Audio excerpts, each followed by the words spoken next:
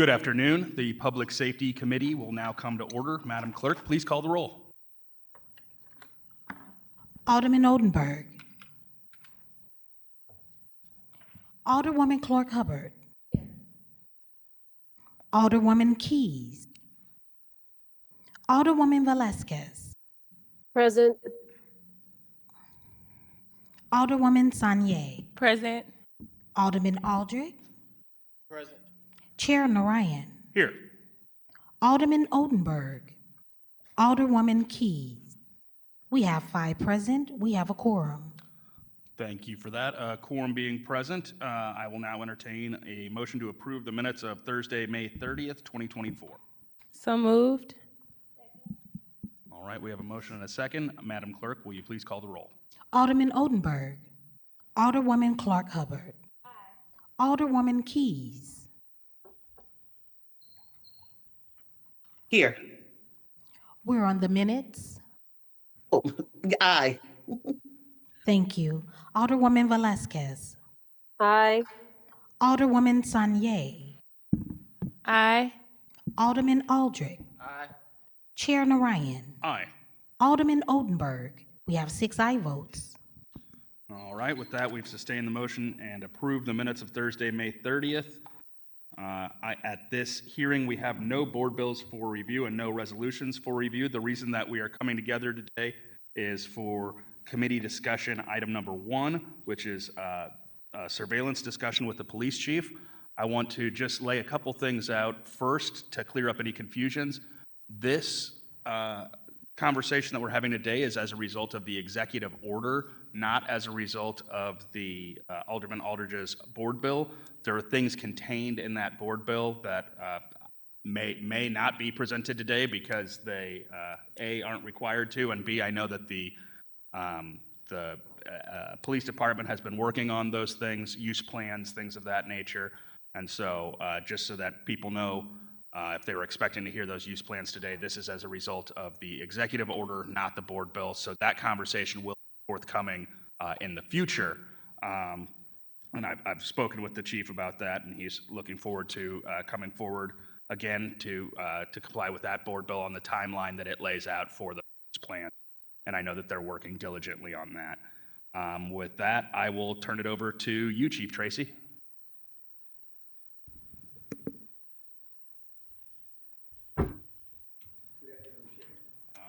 Make sure the green button or the green light is on. Button. There we go. Good afternoon, Chairman, and good afternoon to the Public Safety Committee Board of Aldermen as well. Thank you for allowing me to speak to a really important subject when it comes to public safety, surveillance technology report, and pleased to be here today to be able to maybe talk about some things and really explain some of these things without compromising investigations. But I think we can talk a lot about this to make sure that people have a good understanding of what we're doing, what we're not doing, and also how we're protecting civil liberties, how there's safeguards in the systems that we use, and things in the rules of law and policy that we have in place to make sure that we're good partners with the community, making sure that we're trying to keep the place safe at the same time, protecting people's civil liberties. So with me today, I have Dr. Dennis Mayers. He's a professor of criminal justice and director of Center of Crime and Science, Violence Prevention at Southern Illinois University in Edwardsville. I also have Sergeant Marco Silva, who actually works in the Real-Time Crime Center, oversees a lot of these technology and making sure that when we audit it and make sure we do the reports, that's going to be part of the ordinance to make sure that we get that information out in timely manners and sharing and being very transparent. Monet Cintron, who works with me in my offices here, as well as Mitch McCoy. So that's the team that's with me here today from SLMPD, and I appreciate it. I'll get started with the presentation, sir. Absolutely. So we have a PowerPoint if everybody could take a look at. So first thing is if we can go to the next page, we're going over the Executive Order 78 Mayor Jones issued in February 23rd, and it requires the SLMPD to report on the use of surveillance technology in advance of the first SLMPD-related hearing of the Board of Aldermen on budgetary processes, which we actually kind of did some of that a couple of weeks ago. This report we did put out with some information, and the executive order requires the department to describe how we use technology and how it's used, and if we're using artificial intelligence, and how it's funded, and, any complaints against the police for the use of this specific technology. Partnerships exist to use this technology. Police policy related to the use of surveillance technology now can be found on SLMPD's website and have been available since late February. So I encourage everyone to go to the website to get another understanding, because to go through all that today, I'm going to kind of direct people to go to things because we've already put them out with the written policies, and we'll go over any questions at the end of my presentation, and also Dr. Dennis Mayer's presentation. So the funding, overall total spending for surveillance technology amounted to approximately $4.84 million. This includes local, state, federal dollars, as well as support from private foundations. Of the total funding, approximately 6%, $276 million, was from 6%, $276,000 was from private foundation donors. Am I reading that right? Overall spending on surveillance technology amounted to $4,848,498. This represents less than 1% of our total budget in the city of St. Louis, $1.3 billion budget. And it's less than 3% on this technology of our overall police budget, which is $189,814,000. So very minimal for this type of technology to help leverage and make sure we can keep our community safe. The surveillance technology we're talking about today is cameras, mugshot comparison, cybercrimes, crime analysis technologies, GPS investigative technologies, which is two parts: cell site simulator, license plate readers, ShotSpotter, which is now called Sound Thinking. The cameras, we have fixed cameras. They're permanently fixed at 630 locations citywide. Funding for this is $238,000 is ARPA funded, $70,000 is city funded, and $120,000 is foundation funded, and $79,000 is grant funded. We have mobile cameras. You see them out there. We can move them around on trailers. They have an extended camera that goes up. We move them to locations throughout the city, sometimes requested by citizens, sometimes where we see crime trends, and sometimes even at the request of some of our aldermen or alderwomen that are sitting here right now. These mobile cameras, there's 30 trailers that we have in the city of St. Louis. Funding for that was 1.7 from ARPA, and 241,000 of that is grant funded. We also have body-worn cameras. These cameras are fitted to the officers' uniforms. Right now, we have about 800 body-worn cameras, and the funding for that is through the city at $1.2 million. When it comes to the cameras, in-car cameras, the camera installed in the patrol vehicle, the funding for that is $753,000, and that's city funded. We have aerial cameras when it comes to our aviation unit, which we also share with the county in St. Charles County. Cameras mounted on the Metro Air support helicopters, 2 downlink videos or unmanned aircraft systems and drones. We have 2 of them. Funding zero, because they were both one-time purchases. Environmental investigations unit. These are cameras that are placed in public areas to address the quality of life complaints received by citizens. That's where we have a problem where there's illegal dumping in areas, and we can catch the individuals that are doing this, and it's usually at the request of our community meetings or our commanders. Funding for that is $79,000 through the Street Refuge Grant Fund. There's no artificial intelligence used by this agency when it comes to cameras, and the videos produced by recording cameras are maintained for 30 days and are automatically deleted unless used as evidence in active criminal investigations. Mugshot comparison. The St. Louis Mugshot Recognition Technology, SMRT as we call it, is picture search technology similar to Google image search. That is part of the state's Regis system, which is part of the criminal justice system that all local police departments use up into the state system. And it compares a digital image of a person against the databases of criminal mugshots to assist with possible investigation of criminal incidents, getting a picture of a person at a crime and trying to identify who that individual is. Cybercrimes and crime analysis technology. These are systems that use for extraction of data from various devices, which is used as evidence to crimes against children investigations and/or other violent crimes. Data is obtained after a search warrant has been issued. No artificial intelligence is used by SLMPD, and this is funded by St. Charles County, $2,000, and the Police Foundation by $11,000. So we are sharing some of these technologies with our other local law enforcements as a force multiplier to get some of these systems. GPS investigative technology, 2 types of devices. The vehicle attached to vehicle after a court-ordered search warrant. We have 14 devices. Funding is $5K, and it's city-funded. Subscription-based location technology. This is third-party owned device requested to be tracked. Items are stolen or high-value items is 1 subscription. The funding is $4K. It's city-funded. There's no artificial intelligence used by the SLMPD on this. Cell site simulator.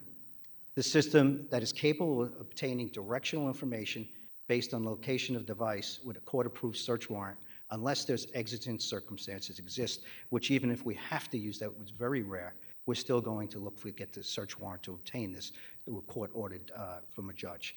Example, attempting to locate an endangered missing person or suspect or a child after a kidnapping, etc. Those are emergency exceptions. No artificial intelligence is used by SLMPD, and the system was purchased in 2014 through an urban security initiative, and it's a one-time purchase. That's a UASC grant. And then license plate readers. These are units that are installed at traffic signals throughout the city of St. Louis with the capability of reading license plates. The license plate information is compared to a list of stolen or wanted motor vehicles. We have 379 units throughout the city, and the funding, approximately $17,000 through the Police Foundation, is funded, and then also funded through the Board of Public Service. Data is retained for 90 days and automatically purged. No artificial intelligence used by SLMPD. And we've been having great success with these LPRs as soon as people have either had their car stolen and/or they, unfortunately, they've been carjacked. We can get ahead of these individuals that are doing these crimes, and we've had great success breaking down some of these rings of carjackers and/or people that are out there stealing vehicles, holding them accountable so that they don't go back out and reoffend. ShotSpotter. This software maker provider is also called SoundThinking now. It's formerly known as ShotSpotter, but this technology uses acoustic sensors to detect gunshots and triangulate within 82 feet where shots have been fired. And that's huge, being able to go within 82 feet. I mean, I was even out with my wife last night at a community function, and someone told, if you hear shots fired about 10 blocks away, how do they call 911?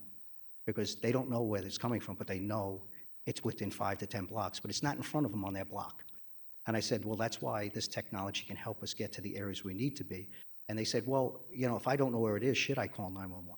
So you get a lot of people not knowing whether to call 911 or not, and this system can help us get to the scene, and if someone's shot, to render first aid and/or collect evidence, or actually get people coming away that might be suspects in that crime. So these are the type of things that where people are asking me the questions at every community meeting. These are some of the answers I give them, and you know, I try to say this technology used in the right way can help bring down violent crime, get the trigger pullers off the streets, where I know Dr. Dennis Maris is going to get to some examples, but I can give some live examples, and I will right after I do this. So the funding, no artificial intelligence is used by the SLMPD when it comes to ShotSpotter or SoundThinking, as it's called. The funding is $64,000 grant funded, $130,000 Police Foundation funded, and $242,000 funded by civil asset forfeiture. In 2008, St. Louis Metropolitan Police Department acquired ShotSpotter, initially covering 0.5 miles. In 2013, it expanded to additional 3 square miles. In 2020, the department increased the coverage by 1.66 square miles, and in 2021, the department added another 1.1 square miles, bringing the current total coverage to 6.26 square miles, and the city, as we all know, is approximately 66.2 square miles. So it's about 10% of the geography is being covered in our city.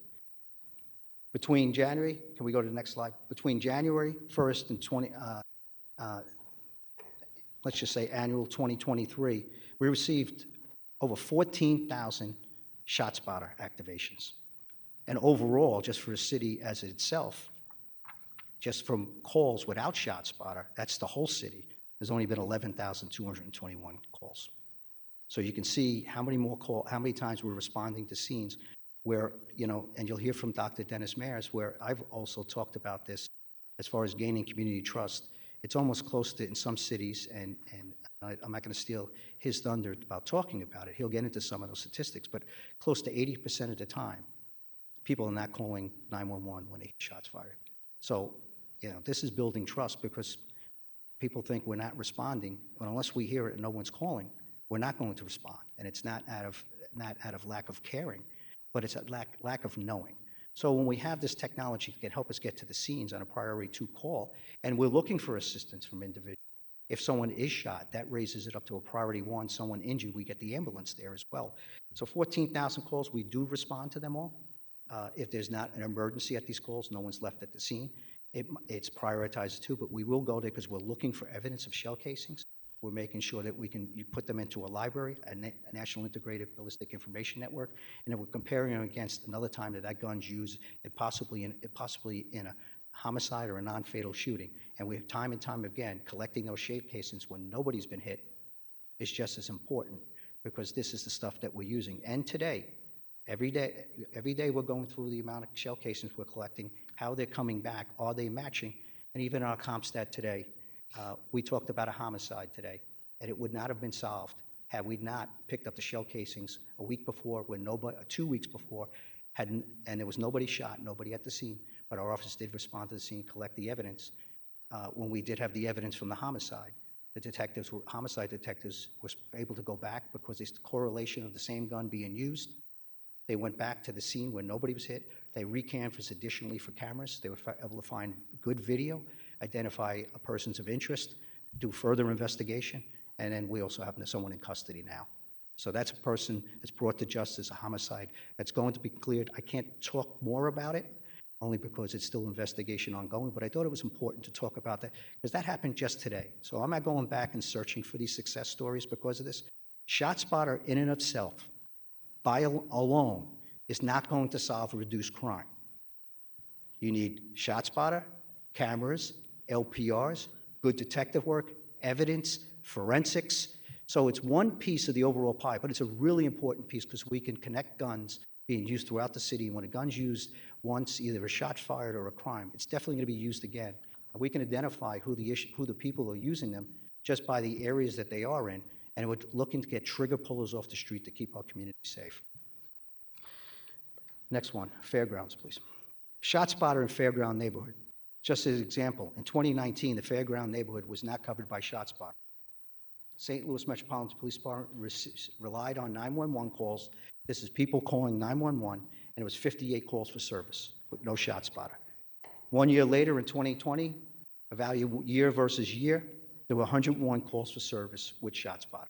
So it almost doubled the amount of times that we responded to incidents to make sure that we were there either to collect evidence or possibly save someone's life if there was someone hit, because we can identify the area that they're in, and with secondary calls because of ambulance and stuff. We still need people to call us. So ShotSpotter, actually, if people don't know what it is, it's an activation received. St. Louis Metropolitan Police Department receives the location of the activation and how many gunshots were detected. It's looking for gunshots. It's not listening to the community. It's listening for gunshots. And it differentiates between fireworks, backfires, construction work, and sometimes there's a false positive, but they've gotten so good with their technology. And then sometimes if we go to a shooting in a ShotSpotter area, which is very rare, and we didn't get a call, we have a shooting, we actually go back and do an audit with them to review those things. Once again, we're always auditing this process to make it better, but it's only listening to gunshots. So can we just play the next thing? This is, actually, I'm not going to go into the location, but this is a recent shooting in the last year. I'm sorry. Audio version, shots fired, but this can be used in judicial proceedings. This audio received by is recent shooting that occurred. No one died in this situation, thank God, but this is the amount of shots that we get and that we're doing as an investigation when using court purposes. Could you go back to the audio on that, please? There is audio.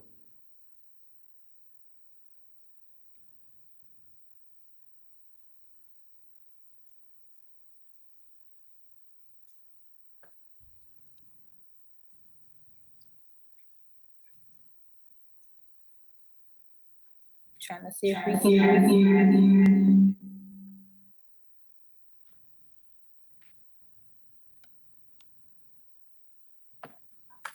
I think it's important to get this. Hold on for just one moment.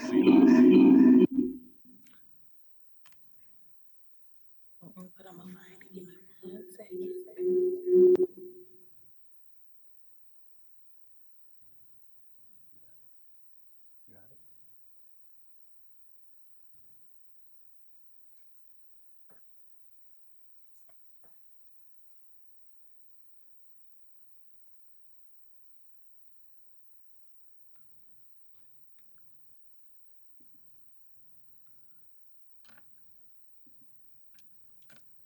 if we can get that, and there's going to continue presentation. So Sure, not to sure. hold this up, Chairman. Yeah, Can no, I continue? We can circle back around on that audio unless you need it right now for something. No, I think during this presentation, if it does come up, I think it's pretty important. What we're hearing, because a lot of people don't know what we're listening to. This is exactly what we're listening to. Oh, okay, wait, I think she's pulling up the clip right now.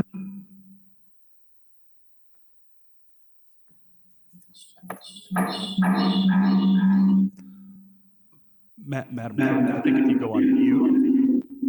Your volume's down on the thing. Just say volume off.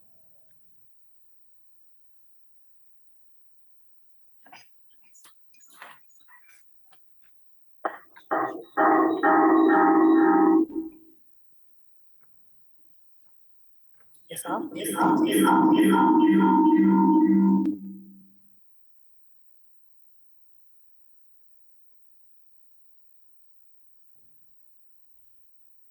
There's dozens of gunshots in there. You're going to hear them successfully. They could be semi or fully automatic. You want to put this to the microphone? Okay.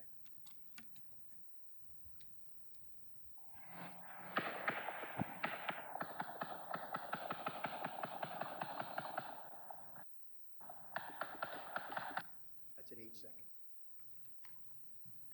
Yeah, and for any at home who may not have been able to hear that was roughly 20 gunshots in 8 seconds, maybe in excess of that. Please proceed, Chief. Thank you. And if we have to, I can get that audio that maybe people can hear if they did not hear it through. We're talking about technology here, and we're struggling with this, Chairman. Absolutely. So, shot spotter, can we go, okay. We go back to the one more slide?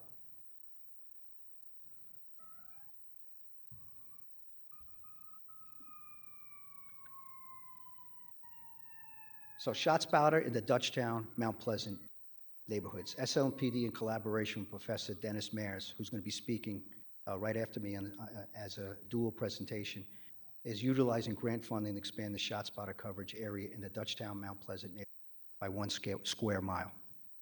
This expansion is expected to occur in late summer, early fall. The placement of ShotSpotter is part of a research conducted by Professor Mayers. So far this year, there's been 647 calls for shots fired by CAD calls, and we know we're missing a lot of them because I talked about the percentage of times it's not called. It's up to almost 80%, and the doctor Dennis Mayers will get into most of that on his research. And at this time, surveillance technology and policing, I'd like to, with your permission, to invite Dr. Dennis Mayers up to the podium. Please do, Chief. Thank you. And after he's continued, we'll be here for, I'll be standing by with the doctor for questions and my team. Perfect. And if you could just state your name for the record, sir? You got it. I'm Dennis Maris, Professor of Criminal Justice at SIUE. And do you swear or affirm that the testimony that you're about to give is true to the best of your ability? I do swear that. All right, please proceed. Thank you. So I appreciate you. Next slide, please. And you can go to the next one as well. I'll try to give you guys a bit of an insight into how we as academics try to study surveillance technology and what kind of policy implications that has for us, I think. So some folks probably know me from some of the earlier ShotSpotter studies I have done in St. Louis, and in those studies I found effectively that ShotSpotter did not appear to be effective in gun violence. And my thought at the time was, well, police can't get there fast enough to make an arrest. What I didn't think about at the time, I think, is that there is more than just an immediate arrest when you're responding to a ShotSpotter call. As an academic, you want to learn more about how things work, how they operate, how people in the field. And I've worked since then on quite a few research projects across the nation with various police departments on technology implementation and evaluation. And over time, I've become very differently, viewing police technology and the impact it has on our communities. Some of the other things I would argue, too, what has changed my view on police technology is my own personal experience. In 2022, I was the victim of a home invasion, an armed home invasion, in which three people came into my house with a firearm, put it to my head, and demanded vehicle, which I, of course, handed to him. The folks got away. I live, by the way, not in the city of St. Louis, and the offenders were not from the city of St. Louis, but they ended up traveling to the city.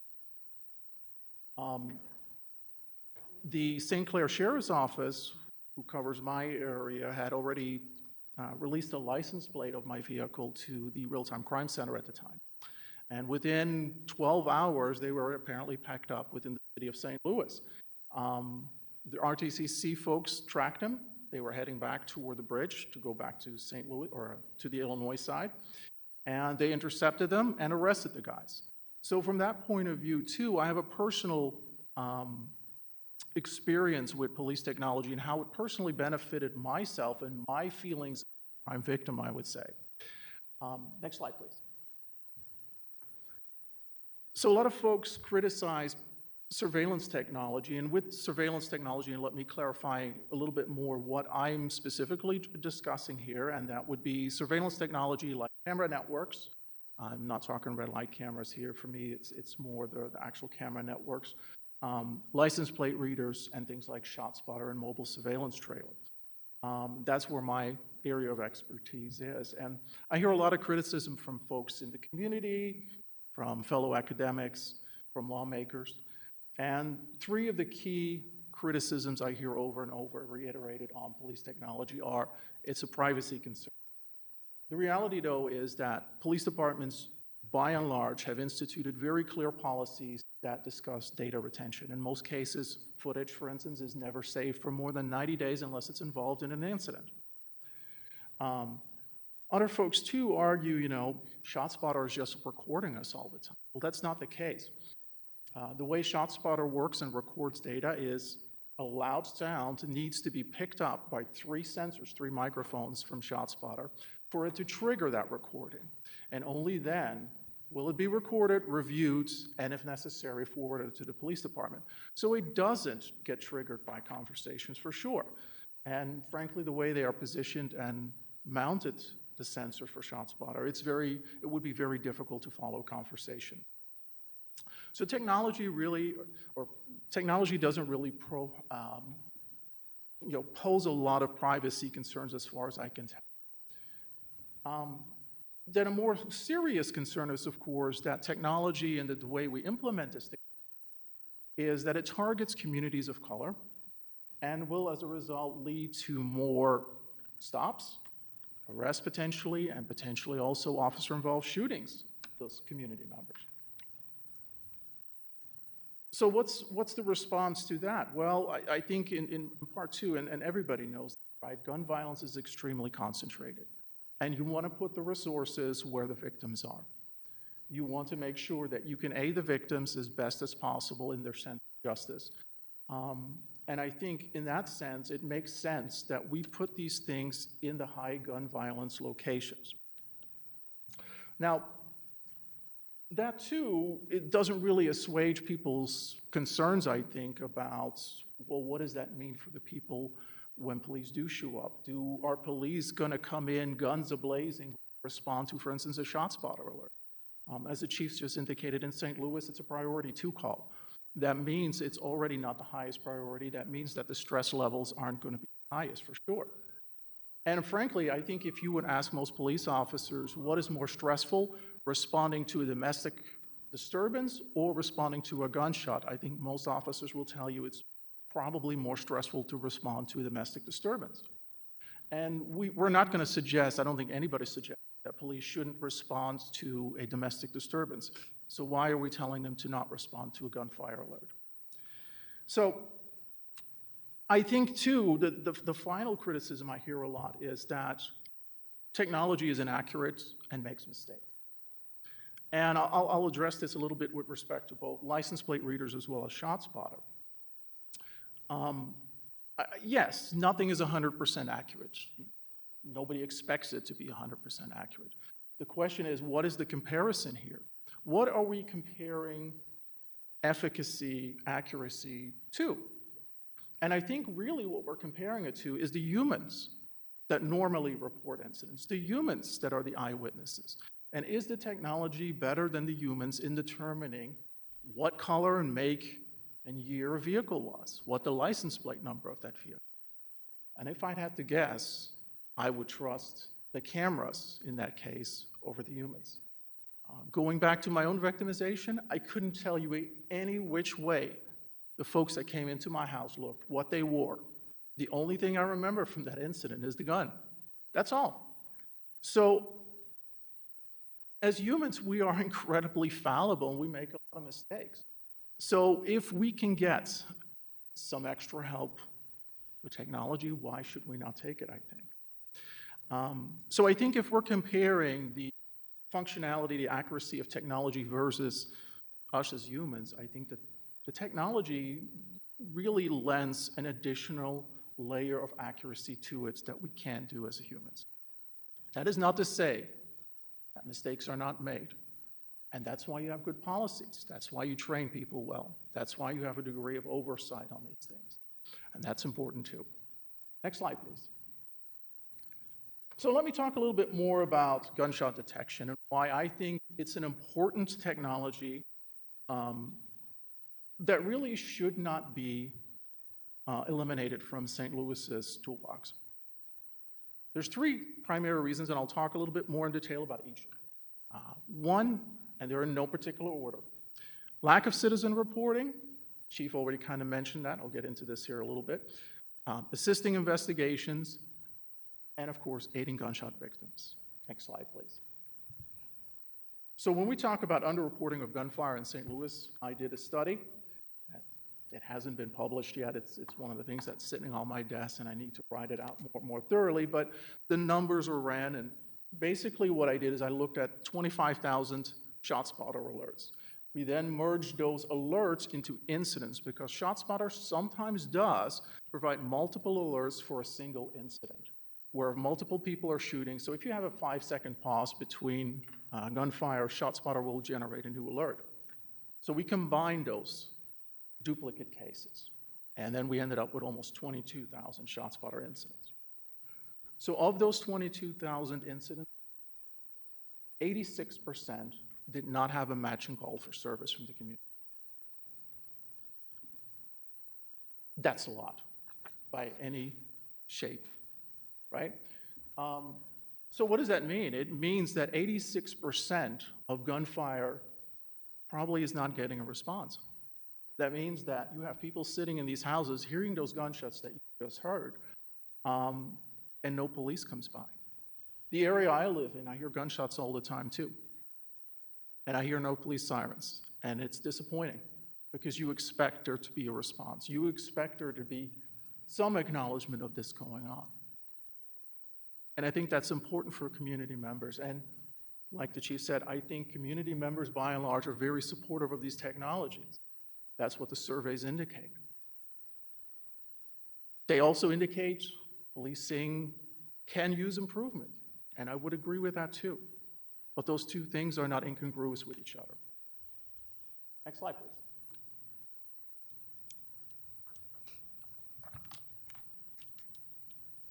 So what makes it more likely that a resident calls in a gunshot? There's a couple of things. The main feature of the analysis I did shows that the number of rounds fired in the incident is a factor. The more gunshots, the more likely a community member is to report it. So if you're only looking at incidents in which one round was fired, only about 8% of gunshots are reported to police. Same thing with time of day. At night, reporting goes down. And that makes sense, right? We're asleep at night. And if it wakes us up, do we have any sense of where this gunfire may have come from? So are we going to call police at that point? No, because we don't know what to tell them or where to go. Same thing with the weekends. Reporting goes down during the weekends. And we used the city's parcel data and looked at vacant properties and vacant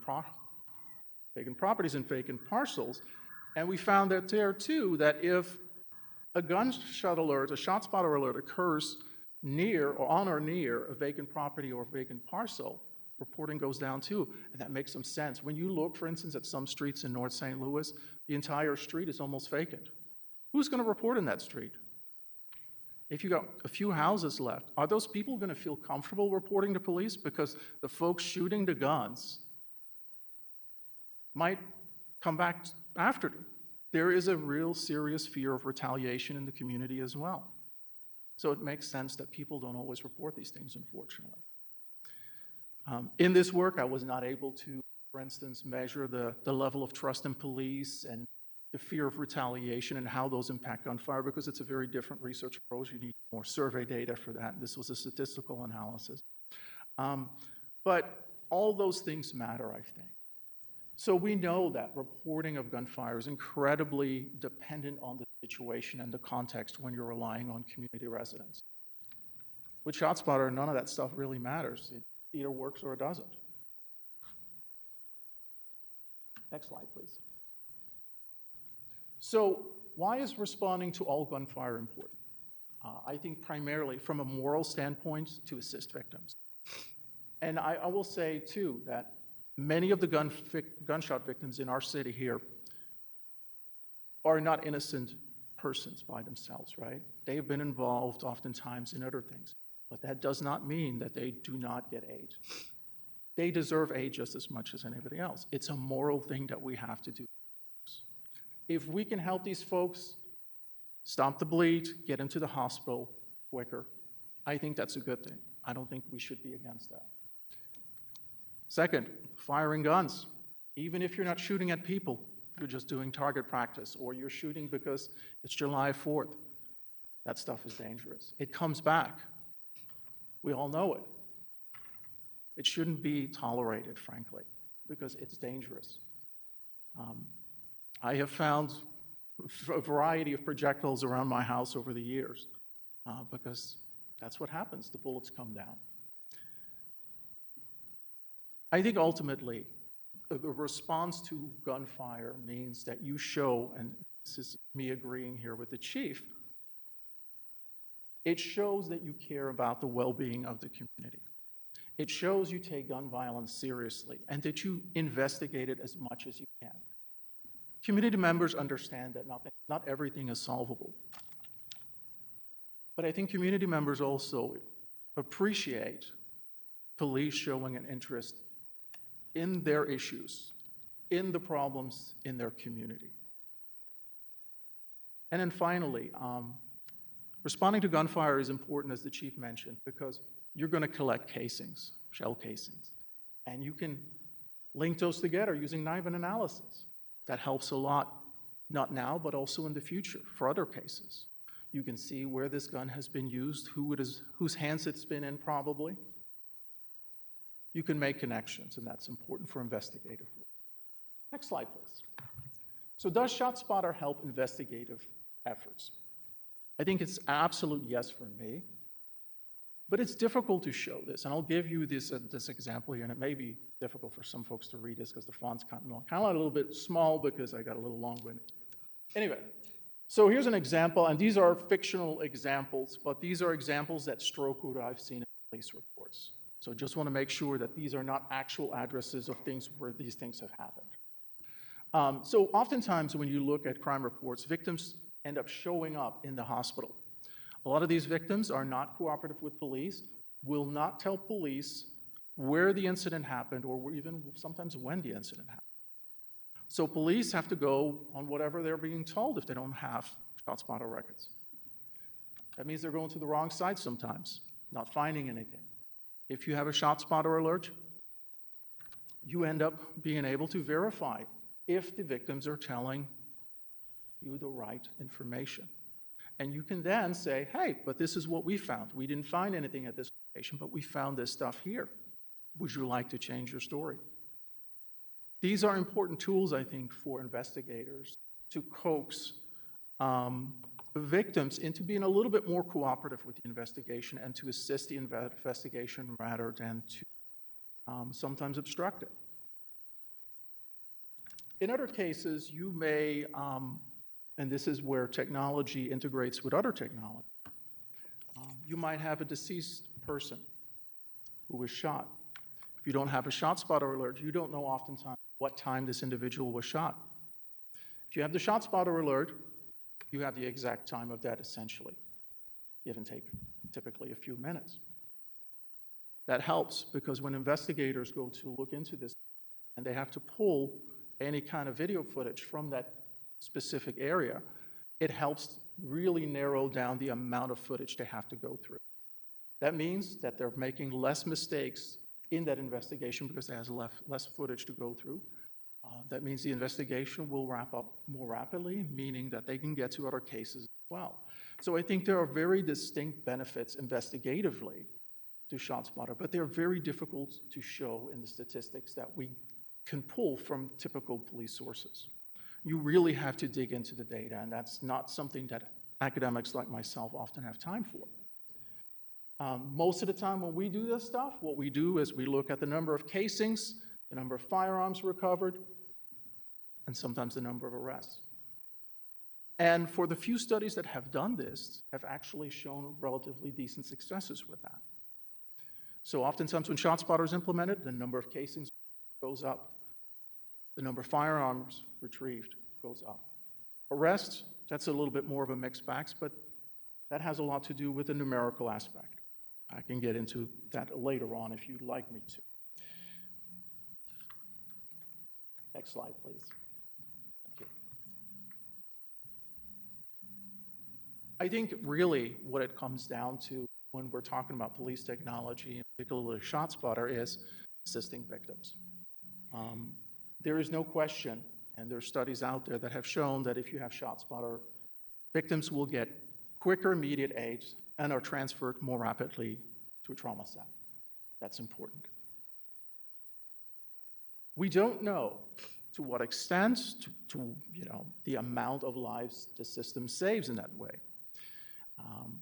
In reality is a lot of gunshot victims are either going to make it or not, but there is a small group of folks who are critical and for which every second counts. And if you can shave off any time, it will help these folks. So studying the health benefits to victims is a tough one, and that's why no one really has looked into this very well yet. Because you would need data probably from multiple cities to assess this, just to get enough data. Next slide, please. So there are other potential benefits as well. When you just use the data from ShotSpotter, you can quickly see which houses are problematic. So here's an example. These are 26 alerts, total of 80 gunshots at one parcel in the city. And I looked up the house on Google Street Maps when I did it, and it was a vacant property. That's why I'm showing it. But what it shows us is that we have properties that are deeply problematic and that are a nuisance to their community. Nobody wants to live next to that. What can we do next with this knowledge? Well, there's a variety of things that we can do, right? We can engage in problem-oriented policing. We can start, and you can see it here on the picture, there's a lot of foliage on that particular parcel, which is probably providing a lot of opportunity for folks to go undetected shooting guns. Cut that stuff down. That's problem-oriented policing. If the problem doesn't go away, you can look even into demolishing the property if it's not of historical significance or if it's structurally deficient. But these are things you can also do with the information that systems like ShotSpotter produce. You can also use it even to work with community violence interrupters because ShotSpotter is instantaneous. ShotSpotter actually, I think, is reasonable enough to provide access to CVI providers to get access to the data so that they can immediately respond to shootings going on in specific spots where they operate. So there's a lot more probably that can be done with the technology. We're not always leveraging it to the max effect. But I think it does have a lot of potential for doing things for the betterment of the community. Next slide, please. So as the chief was saying, the police department is looking to expand ShotSpotter in a small area in South City. And I will tell you a little bit of backdrop of that particular grand project I've been involved with. It's called the Smart Policing Initiative. The Smart Policing Initiative is a very selective grant program. And typically only 8 police departments in the United States get awarded a grant under this program. It's highly competitive, it's highly focused on evidence-based practices and partnering with university folks that can provide a thorough evaluation of the project. And that's what I am hoping to do for the city of St. Louis for this project. When we were initially awarded the grant in 2021, we had anticipated to do a project more focused on beefing up the actual response to ShotSpotter to cities like Cincinnati and Winston-Salem that have a much higher priority on the call, so they get there quicker. And that's what we had intended to do initially. But personnel constraints make that rather challenging, and so we ended up having to pivot. The Bureau of Justice Administration, which is the wing of the DOJ that oversees this project, argued that we needed to do something with gun violence. And so we ended up, negotiating with them of how can we do this best. And we settled on, let's expand a small section of the city with gunshot detection. Let's tie it in with license plate readers, because a lot of the residential neighborhoods in St. Louis don't have a lot of license plate readers. Because of the old infrastructure, it makes it sometimes challenging to put that stuff up.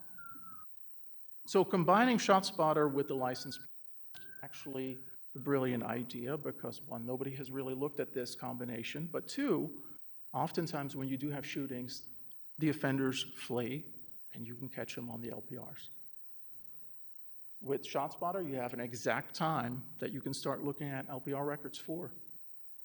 Now, that doesn't mean that you're going to be able to positively identify folks, but it gives you leads, and leads are important for solving things and holding offenders accountable.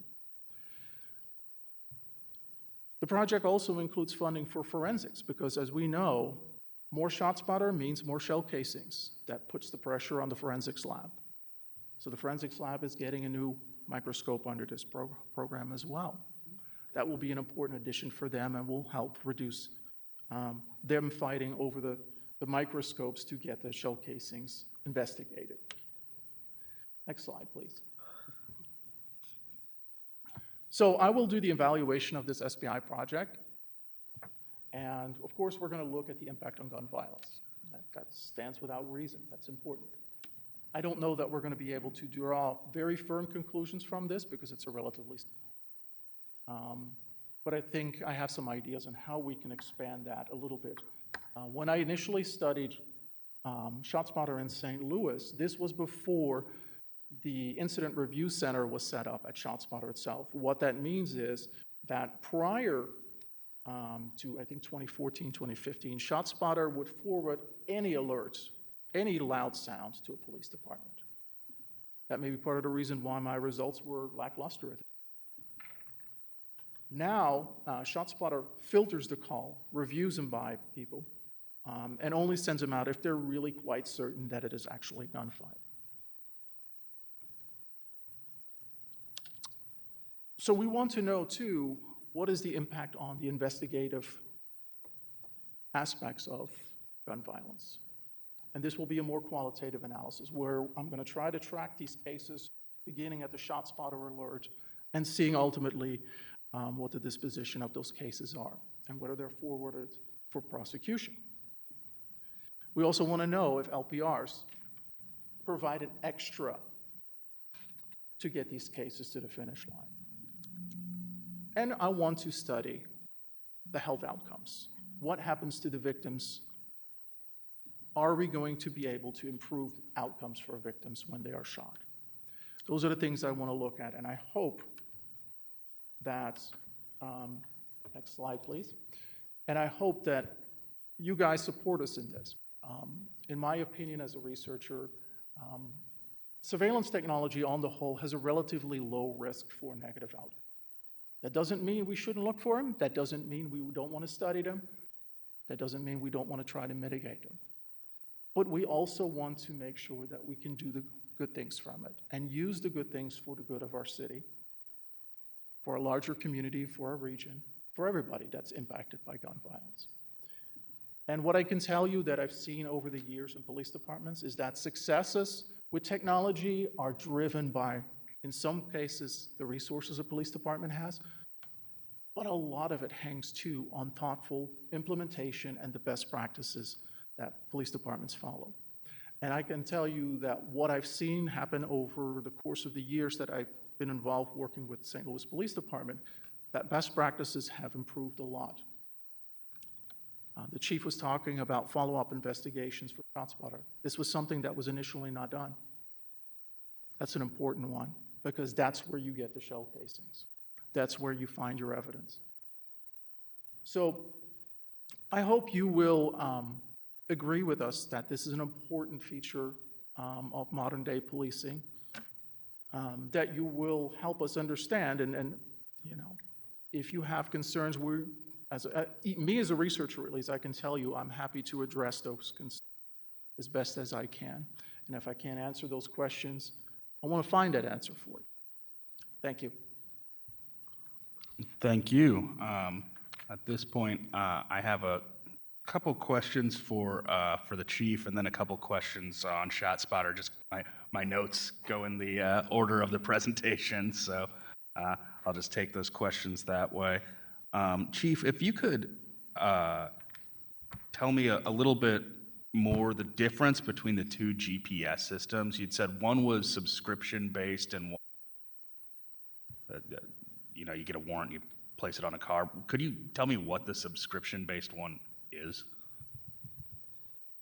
Mr. Chair, with that, I can give a high level, but if you really want the details, I brought some subject matter expert with me. That would be Sergeant Marco Silver. And can I Okay. use him, sir, to explain that? Because Sure. Yeah, getting into those details, he's the one that's monitoring it, making sure, and I would love for having him represent on this to make sure I don't miss sure, it. absolutely.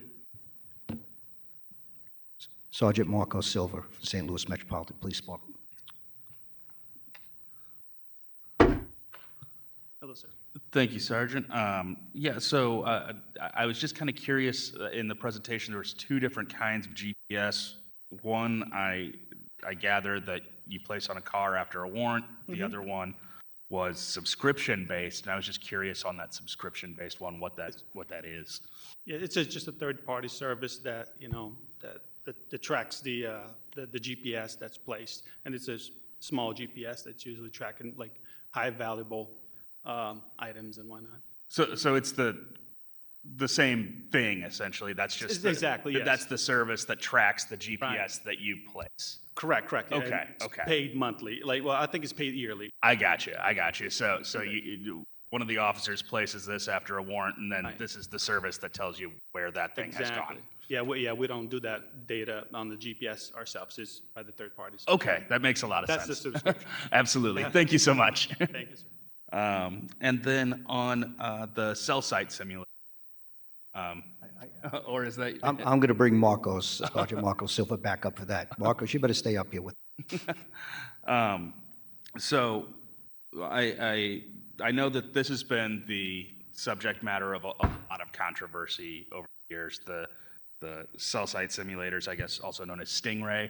And at first there was some discussion as to whether. I'm going to jump in. Sure. Whether or not we had them, we were utilizing them, when we were utilizing them. In the presentation, you know, I think that you brought forward some really great examples of when you might want to use it, you know, a missing child trying to call home, so on and so forth. But exigent circumstances are always just interesting to me because you don't know them until you're there. In the past, has the city used just protest in general as an exigent circumstance? I'm sorry, can you repeat that, sir? The answer is no. 1 second, Marcos. The answer would be no on that. That's not exigent circumstances for protests. It's very rarely done. But Chairman, I heard you talk about Stingray. Now, Stingray, that type of technology is very, very sophisticated. And I've worked in 2 other cities where I had the President of the United States was one of our resident at times. That's used by the Secret Service. That blocks all cell signals for the safety, and that's a high priority. It's not something the St. Louis Metropolitan Police Department has or uses. It would be something that more of a Secret Service would use under their protocol. So we don't have that. When it comes to cell site simulators, when we're looking at these things, that's try to identify where we can go and proactively look for where we're looking for the technology that the person might have on them to identify where they are as kidnapped, a missing person, a special missing endangered suspect, or a child after a kidnapping. Sometimes we usually can get a search warrant immediately on it.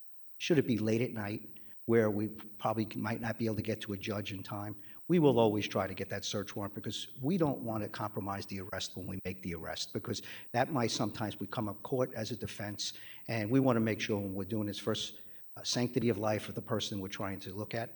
But there are emergency exceptions, so I don't want to say the exits don't use it. We certainly want to have that tool to keep people safe, but our first priority is to get that search warrant. Okay, thank you. No, it's okay. Perfect. And then I moved to ShotSpotter in my notes. So thank you. Thank you, Thank you. For ShotSpotter, you had indicated that basically it had 3 different mics have to pick up a loud sound before the recording happens. So they are actively listening for that loud sound. They're just not recording what they're hearing. Is it like the Alexa in my house that is it hears when I talk, but it's not listening to me type thing? Yeah, it sort of is like that, right? And ShotSpotter is the one you really should ask that question of, but it works the same way for other vendors as well. It's basically activated, detects a loud impulse. So, it's a wave function. So when you have a gunshot, you have a quick buildup of sounds and then a quick drop off. And it's looking for that. And when that happens, that wave function in 3 distinct microphones at the same time, that's when it triggers the recording. And that recording then is reviewed first through the machine algorithms that ShotSpotter uses to detect whether it's likely gunfire or not. Then it gets reviewed. If it's determined that it is likely gunfire, it then goes through review. And when the human reviewers are confident too that it is in fact gunfire, then it will be forwarded to the police department as a ShotSpotter alert. So that means along the way, a lot of loud sounds are not forwarded to the police. They're dropped off in a different bucket so that you're not responding to a lot of loud noises that are not actually gunfire. So that is my understanding of the system as far as technology goes, how far I can go on the explanation of that. Understand. And then, based on the recording that I heard, it was kind of faint, but you're saying it doesn't listen for anything other than the loud noise. Have there been instances of warrants being requested for ShotSpotter to actively listen to something? Does it have that? Absolutely not. That's not what it's used for. We don't intend to use it, and nor are we going to use that in the future. And it's intended to filter everything else up but the gunshots. So we're not using it for anything else, nor listening to anyone, nor I don't think it would be simple. You're not knowing where it's coming from, but it's not something that we would do. We're not looking to do it in the future. That's something. Okay. And then in your presentation, you noted between 2018 and I think March of 21, there were 21 some odd thousand activations of ShotSpotter. You did note that sometimes there's more than one activation based on a gunshot. But what was interesting to me, there was 86% were not correlated with a matching call for service. I'm just curious, did you control for like New Year's Eve and events like that where we see a lot of celebratory gunfire? Yeah, and you can take that out and it's not going to make it substantial. Okay.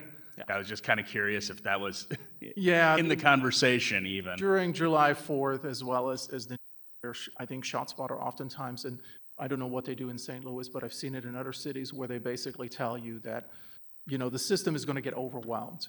And that means that the review process is delayed. So rather than delaying the process, they push out the calls and let police departments use their discretion in whether they want to respond to that or not.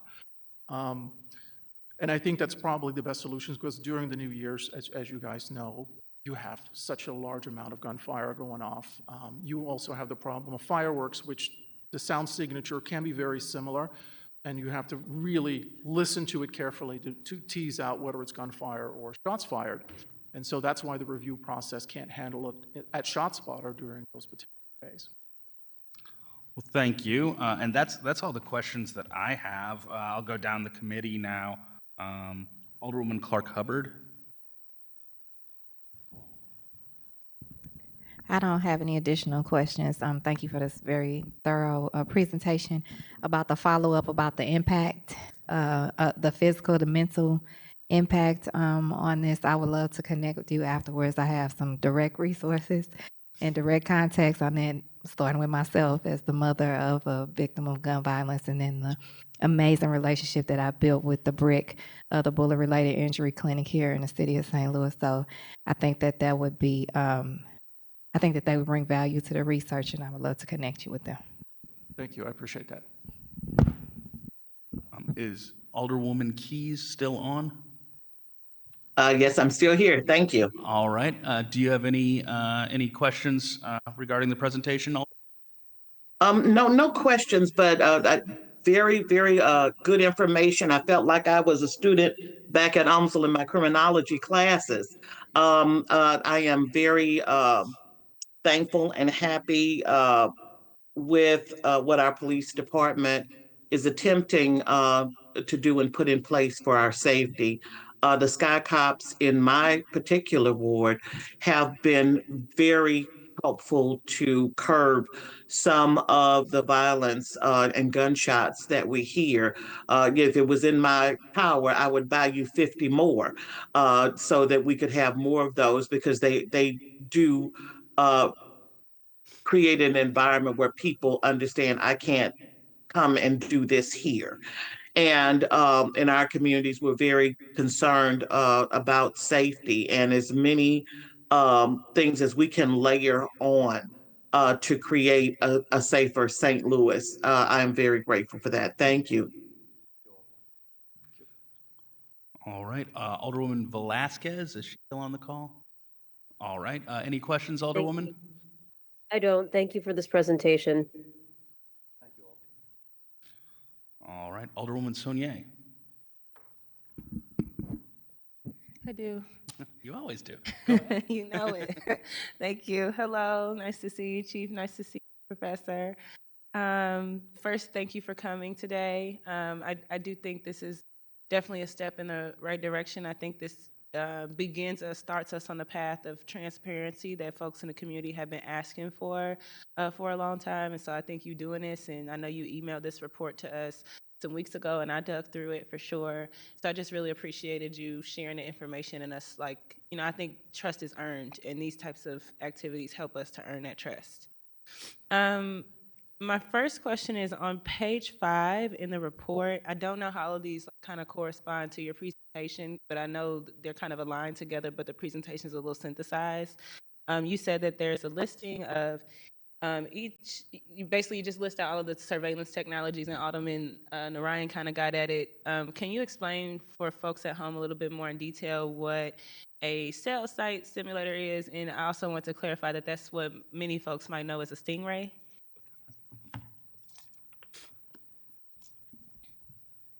I'm going to have Sergeant Marcos Silva come up for the cell site simulator, but I could talk to Stingray. We do not have Stingray. Okay. So it's technology that is not used by the St. Louis Metropolitan Police Department. We cannot cut off cell signals or censor anybody from sending information to and from in a local area. Is that technology out there? No, but it's not being used by the St. Louis Metropolitan Police Department, nor any local agency that I know of. For cell site simulator, Marcos, come on back up, Sergeant Silva.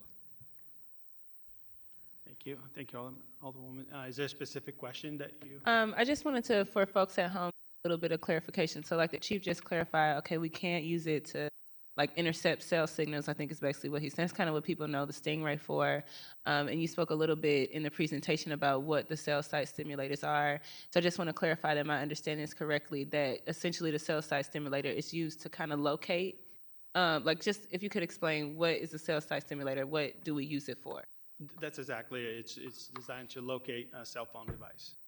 Thank you. And do you know how frequently we might use the device? And I know you, like Chief Tracy, you mentioned specific crimes mentioned, and I think in your report you mentioned phase 1 crimes for this, and I'm not sure what phase 1 crimes are, so that might be helpful clarification. And maybe part 1 crimes? Phase 1 is what's in the report, is it says it's used for phase 1 crimes. I'm not really sure.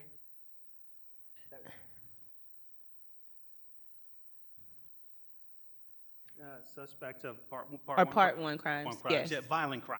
Okay. Like carjacking, robberies, like risk of life and death. Yeah, at part 1. Thank you. And I know you mentioned that it was the cell site stimulator, which we have one. That's correct.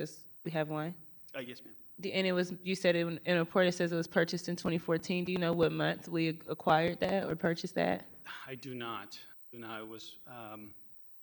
I do not know the month. Yeah. Okay. We can get that information back to you through the chair. Thank you. And then you also mentioned, or do you know a window, like if it was earlier part of the year, later part of the year, or you just need to go look that up? I can stay back with you. That's all right. It was a decade ago or so that's okay. And I guess my next set of questions was about the in-car cameras. So I noted that in the report it says that we have 200 in-car cameras, but in December 2023 there was an incident at Bar PM at a South Broadway bar where the car didn't have a dash cam. So could you just clarify for us which police cars have the dash cams and which ones don't? That car did have a dash cam. What happens is you have to go over a certain amount of speed for it to activate, or your lights and sirens have to be on for it to activate. Or you have a crash absolutely coming into a building in an accident. Unfortunately, it didn't activate. So I think when we talked about it didn't have an in-car camera, to correct the record, it had an in-car camera that didn't activate after the accident. But it wouldn't have activated before because it wasn't going over, I believe it's a certain speed. I'm not sure if it's about 65 miles per hour and/or lights and sirens turned on, and neither one was happening when the impact happened. But if a crash does happen, it's supposed to activate, which didn't happen at that time. But fortunately, our officers had their body-worn camera to record the whole incident. So is the goal that all SLMPD vehicles have a dash cam? Is that mostly? That's our goal, to make sure that when they go out and they're fitted for the road, when we get new cars, all cars are to be put with an in-car camera. And as we get new vehicles in, they get fitted with lights, radios, computer, and also an in-car camera. And then if anything goes down on a car, because it is technology, sometimes it can go down, we got to make sure we put a ticket in, it's called, to our technology resources to make sure we get that repaired or use another vehicle. And you said that they get activated, you think it's about 65 miles per hour that the car has to be going for the camera to get activated? Is it 60? I'm going off my memory here. I knew it was at least 65 or I believe it's 60 and up. In that, it'll go, if we go above 65 miles per hour, it automatically activates and/or lights and sirens or impact from a crash. And does the officers who's maneuvering the car, is the camera all like kind of automatically activated, or does the officer is the officer able to turn it on and off? No, the officers if they hit, it automatically goes on, so they cannot override going over that speed. They cannot override if they turn the lights and sirens on. They cannot override, so it should go on.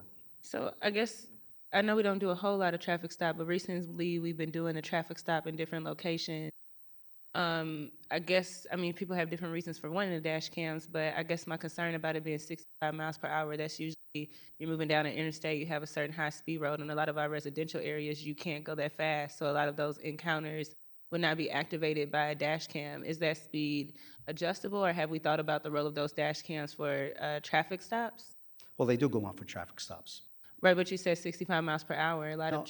But for a traffic stop, they would be going on when the lights and sirens click on. So if we're putting our signals on to pull somebody over, they're automatically going to, So it either is speed or the activation of the speed lights that cut the or camera. both, yes. Okay. Thank you. Thank you.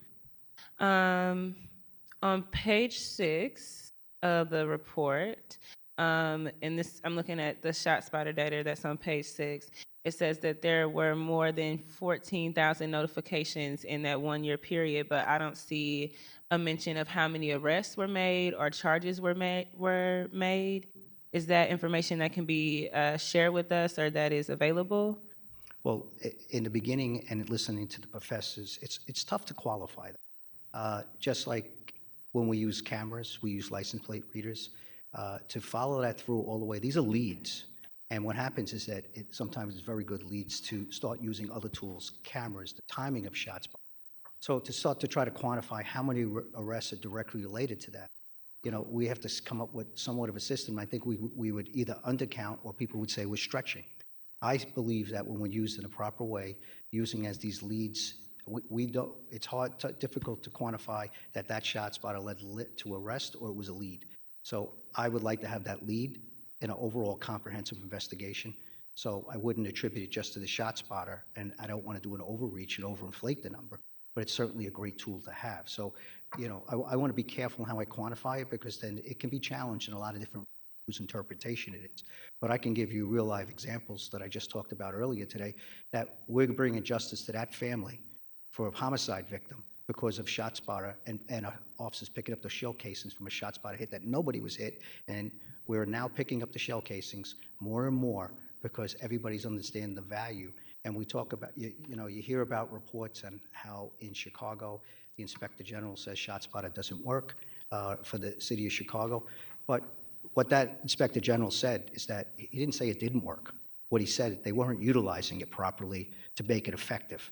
And if you read through it, and I actually gave a report last year talking about that when that came up in the budget hearings, and I actually mentioned the professor that was here as well, that right behind me, Professor Dennis Mayers, that actually talked about those things. But to quantify them, very difficult. I guess, I understand that correlation is not causation. I think that's a common thing in science. So I think that's a given, right? But I guess I'm curious, Professor Morales, I saw, and it looks like you're kind of walking back some of those findings, but in a 2021 study, you said over a 10-year period, there was 13 arrests. What did you use to identify those leads, or, how were you able to make those connections in that study for that purpose? Yeah, and it's a very imperfect method to link specific ShotSpotter alerts to specific arrests, and here's why, right? Because one of the problems with it is that, is it just a ShotSpotter alert, or do we also have calls for service from the community? And if you do, who do you attribute the arrest to, right? So it gets murky really quick as far as attributing the arrest. So when we looked initially, we only looked at calls that had only, I think, ShotSpotter alerts. So there were no corresponding citizen calls, if I recall right. And so that's where you would come out, because in the immediate response, oftentimes to ShotSpotter alerts, there will not be necessarily an arrest because you're not going to find anybody on site oftentimes, right? Oftentimes the offenders are gone.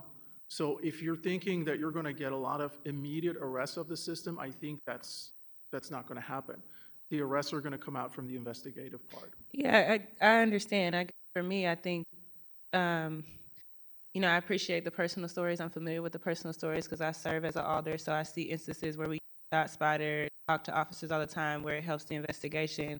But for this sake, when we're talking about people in the community really evaluating whether or not they want this technology in their communities, which I think they have a right to evaluate and assess and be critical of, I think that anything that we can do to form connections to show, because if the argument is here, hey, this helps us to do law enforcement, this helps us to hold people accountable, then I think that data is a little bit better than just personal narratives or heartstrings, because we're trying to tell, communities, hey, we want this technology in your community. So it might be a struggle. Maybe that's just a flag for later, especially because I read through all of your extensive research. I saw some of the projects you're working on. So it might be something for later. But I know that would be something that would be helpful to me as someone who has constituencies that could be a little critical of this, if I could point them to data and numbers and show them, hey, this is how many times this was helpful in helping officers to carry out investigations.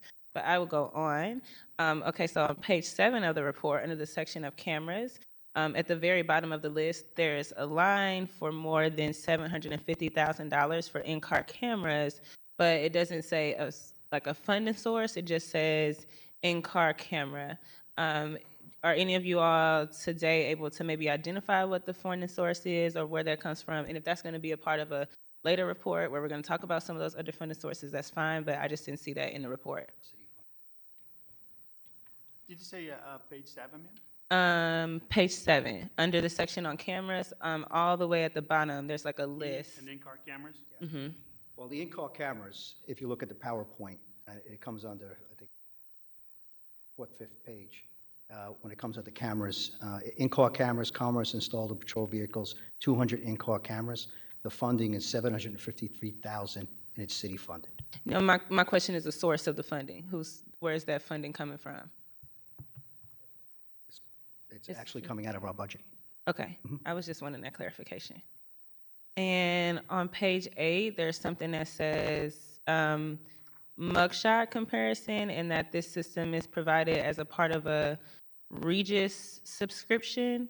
I'm a little familiar with Regis as my time as a mental health advocate. I'm sure it's a little bit of a different system, but I'm a little bit familiar with that. I was just curious about the subscription costs with that program.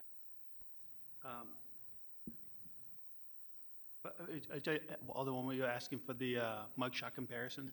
For the subscription cost, it looks like you get it through. Right, there isn't any. It's just included in there. Okay. And then in you all's The whole state uses that, so it's funded by the state for local municipalities. Okay. And then in you all's presentation today, you talked about Mount Pleasant and Dutchtown, but I know that there are also cameras and things in Gravois Park. Was it that those cameras weren't in place at the time? Has those been added later? I'm just curious, why wasn't Gravois Park mentioned in the presentation? Can you repeat that, ma'am? In the presentation, you guys talked about there being like camera activity Mount Pleasant and then Dutchtown, but you didn't make mention of Gravois Park, and I know that there are cameras in Gravois Park. Was there a specific reason why that wasn't included in the presentation? Were those cameras added later on, or? I didn't talk about any neighborhoods other than we were going to add cameras, so I wanted to use that as an example what CAD calls we had right now, and this is an area that has been identified with this study for the next 1 mile. I did not talk about every additional neighborhood that already has ShotSpotter. I talked about when they came in, but for timeliness of this presentation, I did not go specifically into each neighborhood that already has it. There's a heat map that has that out there showing exactly where we have it and when it came in. We can get you that information. But this was where we're looking to move forward with another mile and why we're doing it. And you're looking to expand in the Dutchtown area? You're looking to expand ShotSpotter in Dutchtown? You just said South City, is it? Yes, Dutchtown, Mount Pleasant neighborhood. Okay. And then I was also curious about just our police department's data retention policy. Is it the exact same? Like, does it mirror the state retention policy schedule, or do we have our own? Ma'am, we followed in the 90 days for the LPRs and the 30 days for the cameras, for the video. I believe, don't quote me on that, I believe I'll have to double check. I believe the state is 180 days, but I'll circle back with you on the state. Okay. If you look at some of the things that we're doing, we're more restrictive than what we're allowed to do in many cases. And we can get you the retention on each one of these things, but usually it's the 90 days or the 30 days for camera, unless it's used for investigative purposes and arrest. And my last question is more of a request. I know that you're going to come back later for CCOPS to get that, and I really appreciate your clarification at the beginning that this wasn't for a technology report, because I would have had some further questions, or I guess Alderman Orion's clarification. But when you come back for CCOPS, is it possible that you guys can see what information you can bring us? You might have to work with the prosecutor's options about convictions, because again, as someone who has a constituency that is they have a lot of questions, they're very skeptical of these types of things. I think for them, arrests are great, identifying suspects are great, giving evidence to carry out investigations. But I think what a lot of people want to know is, like, is this helping us to actually identify people who are committing crimes? So if we could get some data with convictions when you come back, that's just kind of my last request. I'm not sure, CCOPS, I know there's an ordinance in place, but I'm not sure. Just in general. It's not called that, it's called, I think he was nodding behind. I'm just saying when you come back and you do. when we do the ordinance that was put in place. Oh. Correct. We'll definitely whatever questions you need, if I can get this from the chair in advance, I'll definitely see what we can supply, and then hopefully we can get that data. Okay, yeah, it's just, I know we're talking about arrest and things like that, I just would like some conviction data as well. But with that, thank you, Chair. Thank you. Alderman Aldridge. Thank you, Mr. Chairman and members of the committee. Thank you, Chief, for being here, Professor, and all your staff. Just to clarify, the ordinance, yes, in place. Some may call it CCOP, some call it surveillance technology. I will say the ordinance gives more oversight than what this that we're doing now, the executive order. But to the clarification, it depends on the name, but we got it done with actually having oversight for technology. So a few questions. So the fixed camera is funded by, some of it is funded by ARPA in your presentation. It's a small penny amount, but, well, it's not small. Well, it's 238,000 was funded by ARPA. And then for the mobile cameras, which some people in the city may call them Sky Cops, I know you're trying to change that to mobile trailer cameras, has a funding of about 1.7 million ARPA. My question is, what was that funding for? Was that to buy more cameras? So under the camera. Have Monet Cintron, if you don't mind, Chair, come up and answer that question. Oh, now you want me to take it easy because Monet is coming. Okay. I'll let you. I'll be right back. Chair, is it okay if I introduce Monet Cintron from our staff?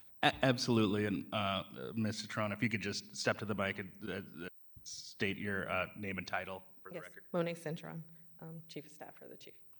All right, Alderman, please proceed. How you doing, Monet?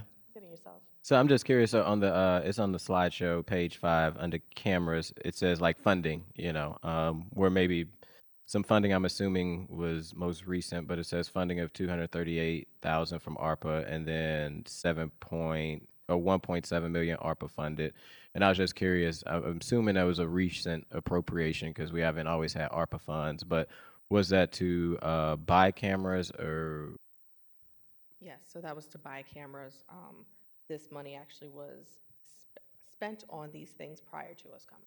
Okay, Yeah. so that was before the chief got here. Because my question was, what would be the, and maybe you don't know this or don't since you wasn't here, was that because we needed to buy more cameras that ones were outdated, or we just, wanted to stock up to have more? So for the fixed cameras, we were trying to get those in some locations, and I think it was to replace some of those as well?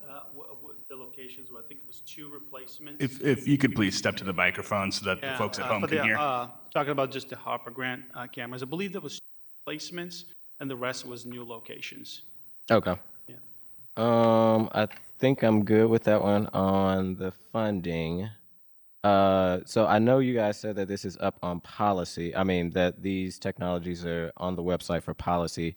I noticed on the website there are 3 things missing from the policy as far as the cell site simulator, cyber crime analyst tech, and GPS investigation tech is not online.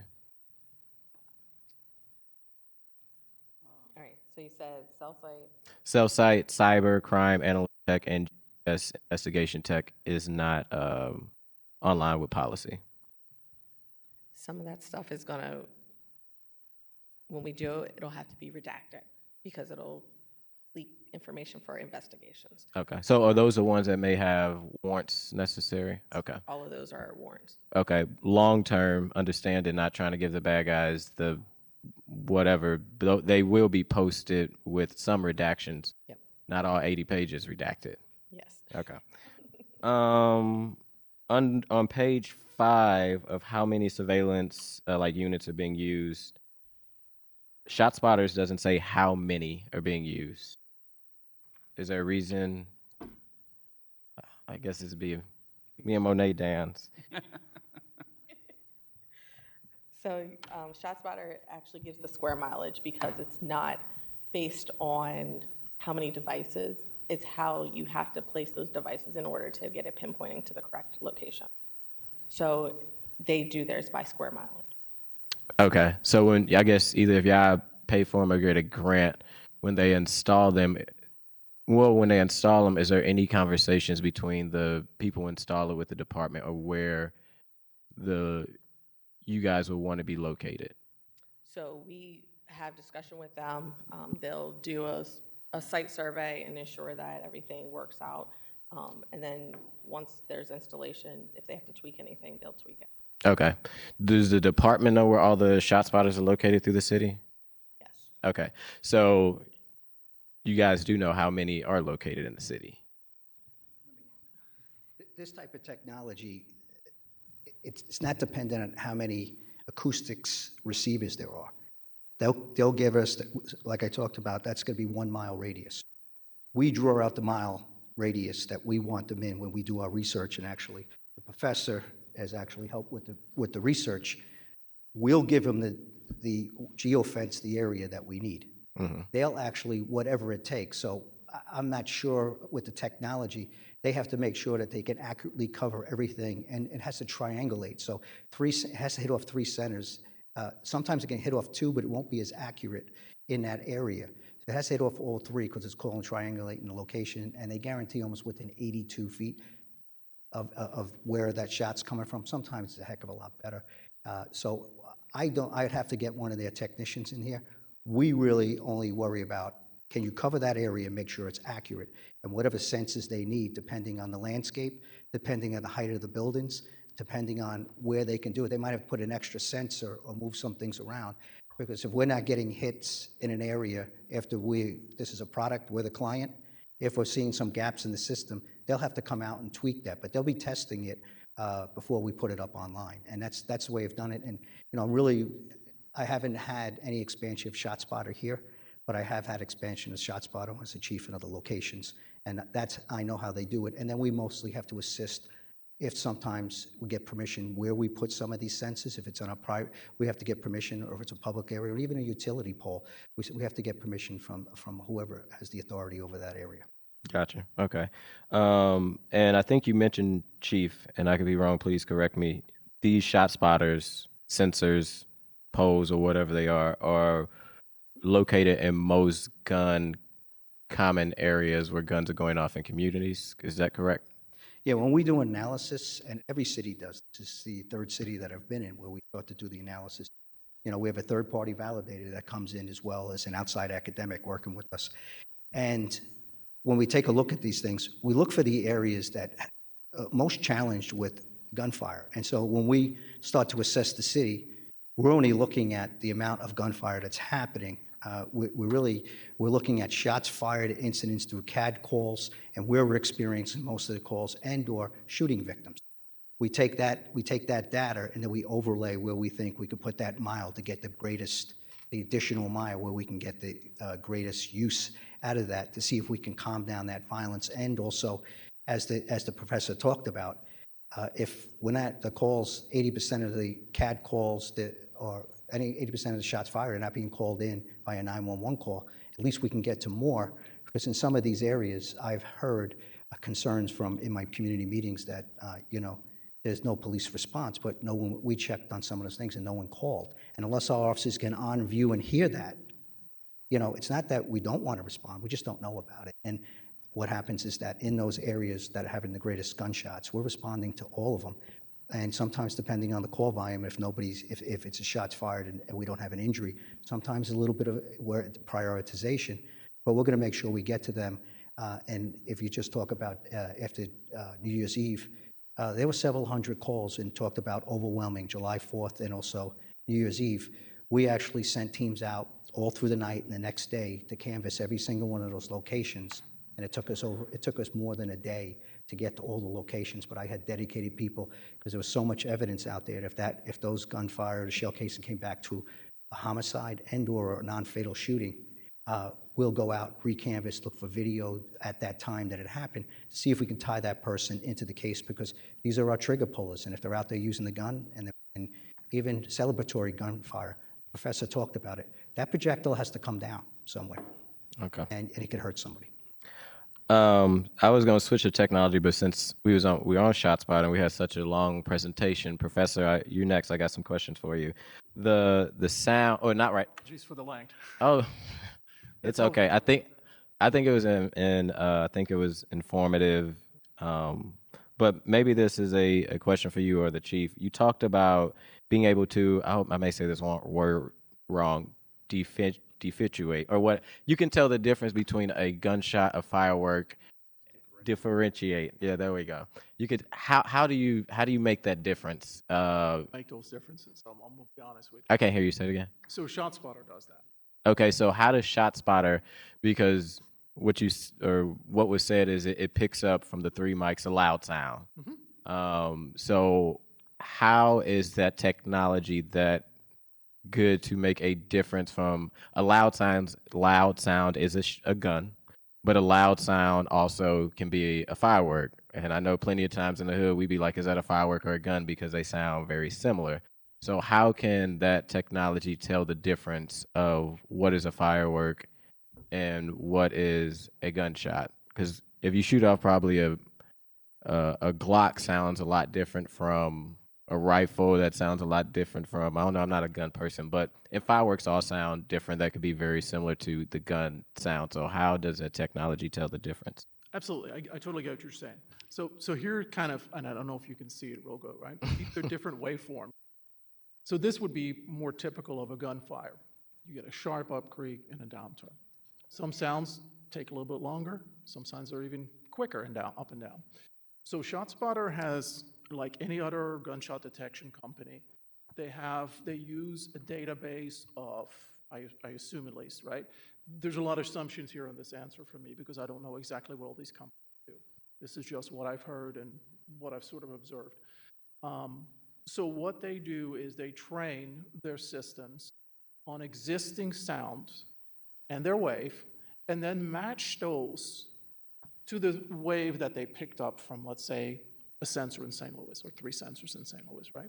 And they compare it to the waves they have in their original database and see what it matches closely. Is it gunfire? Is it non-gunfire? So that's how that first part of the process works in ShotSpotter or any kind of gunshot detection company. They all work relatively similar at that point. Then on the second stage where the Incident Review Center comes in, those are trained specialists, as ShotSpotter says. What that exactly entails, I couldn't tell you how they're being trained. You ask the company that on their own. But I can tell you, too, that I've listened to a lot of ShotSpotter alerts over the years. And in most cases, you can tell whether it's gunfire or something else. That doesn't mean I would personally feel qualified to make that decision. But what I have noticed in ShotSpotter alerts, for instance, I'm not talking just about St. Louis City, I'm talking more broadly now. Some of the things that ShotSpotter system at least used to pick up is when a semi-truck would have a blowout and you get that flopping sound of that loose tire and it hits that pavement, flop, flop, flop, it would recognize that as gunfire. But then it goes into the review process and the reviewers kick it out because they can clearly hear it's not actual gunfire. But I imagine it has a very similar wave function to an actual gunshot.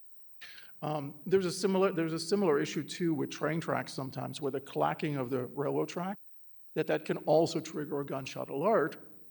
But again, the incident review system typically picks that up and dismisses that particular sound. So the review process ensures, I think, that the system is probably more conservative than you think it might be, of what it sends to the police. So I think in some cases, it will not send an actual gunfire alert to a police department because it is so conservative in trying to make sure what it sends for alert and for immediate response is really gunfire. These ShotSpotter trained reviewers that you're talking about, are these people within the police department? So once it goes off, somebody in the department then say, oh, we review, that's a gunshot, so they go out to it. So no, these are folks that work in the actual headquarters of ShotSpotter. So they have 2 headquarters, one in DC, one somewhere out in California. Okay. And that's where they operate out from. Okay. Would you, and the reason I think we had such a long presentation on ShotSpotters, I think the department knows, the community, there's a lot of mixed feelings on the ShotSpotters alone itself. Like, is it effective or is it not? Would you consider ShotSpotters to be effective? Yes. So could you explain your rationale of kind of changing, as you say, being a professor, you wrote several documents on just in 2021 of how it's not effective, that, you know, it doesn't really help solve cases from 2008 to early 2018.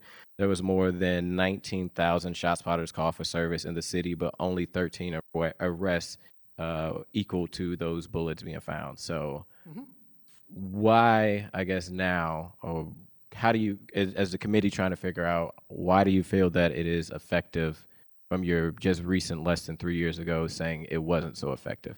So let me clarify what effective means, right? Because effective can mean different things. When I did the initial research, effective meant to me, does it reduce gun violence demonstrably that we can pick up in data? That was not the case in St. Louis at the time. So it was not effective in that particular way I operationalized the view of what effective meant back then. Since then, I have found in several locations, Winston-Salem, Cincinnati, that gunshot detection actually does reduce gun violence in those locations. So it can certainly be effective. And a lot of the differences, I think, between cities that have no reductions in gun violence versus cities that do, have a lot to do with best practices and how you implement those best practices. And I can tell you, too, that in the early days when St. Louis implemented ShotSpotter, there wasn't a lot of attention of how do we respond to these calls, how do we investigate. That was simply not really done at the time. And I think that played a big role in why it was not effective.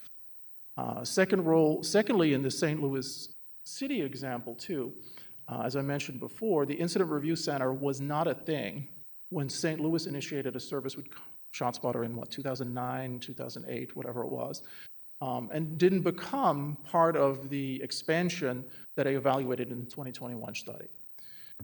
So it misses that information.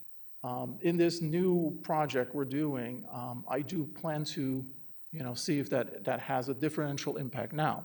But I think, too, more importantly, effective can mean other things, too, right? Effective can mean, can we assist gunshot victims?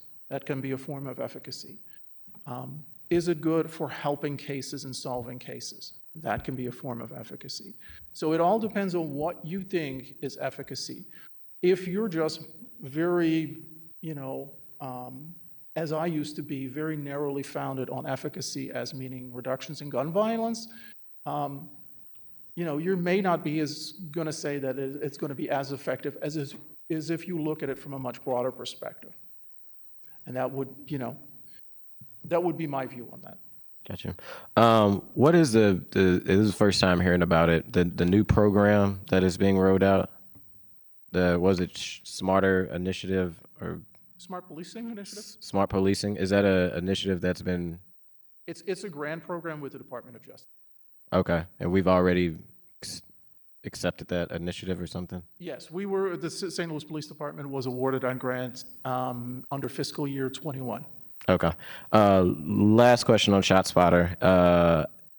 How often do we use, I guess, any evidence from ShotSpotters in proceeding to move forward? Maybe this was answered for a warrant, or does any of this sounds from ShotSpotters help be able to go to the next step of trying to get a warrant to get someone arrested? I'll let the chief do that one. ShotSpotter in itself is not going to get you a search warrant. You're not going to do that. It can get you a lead to get probable cause as you bring it.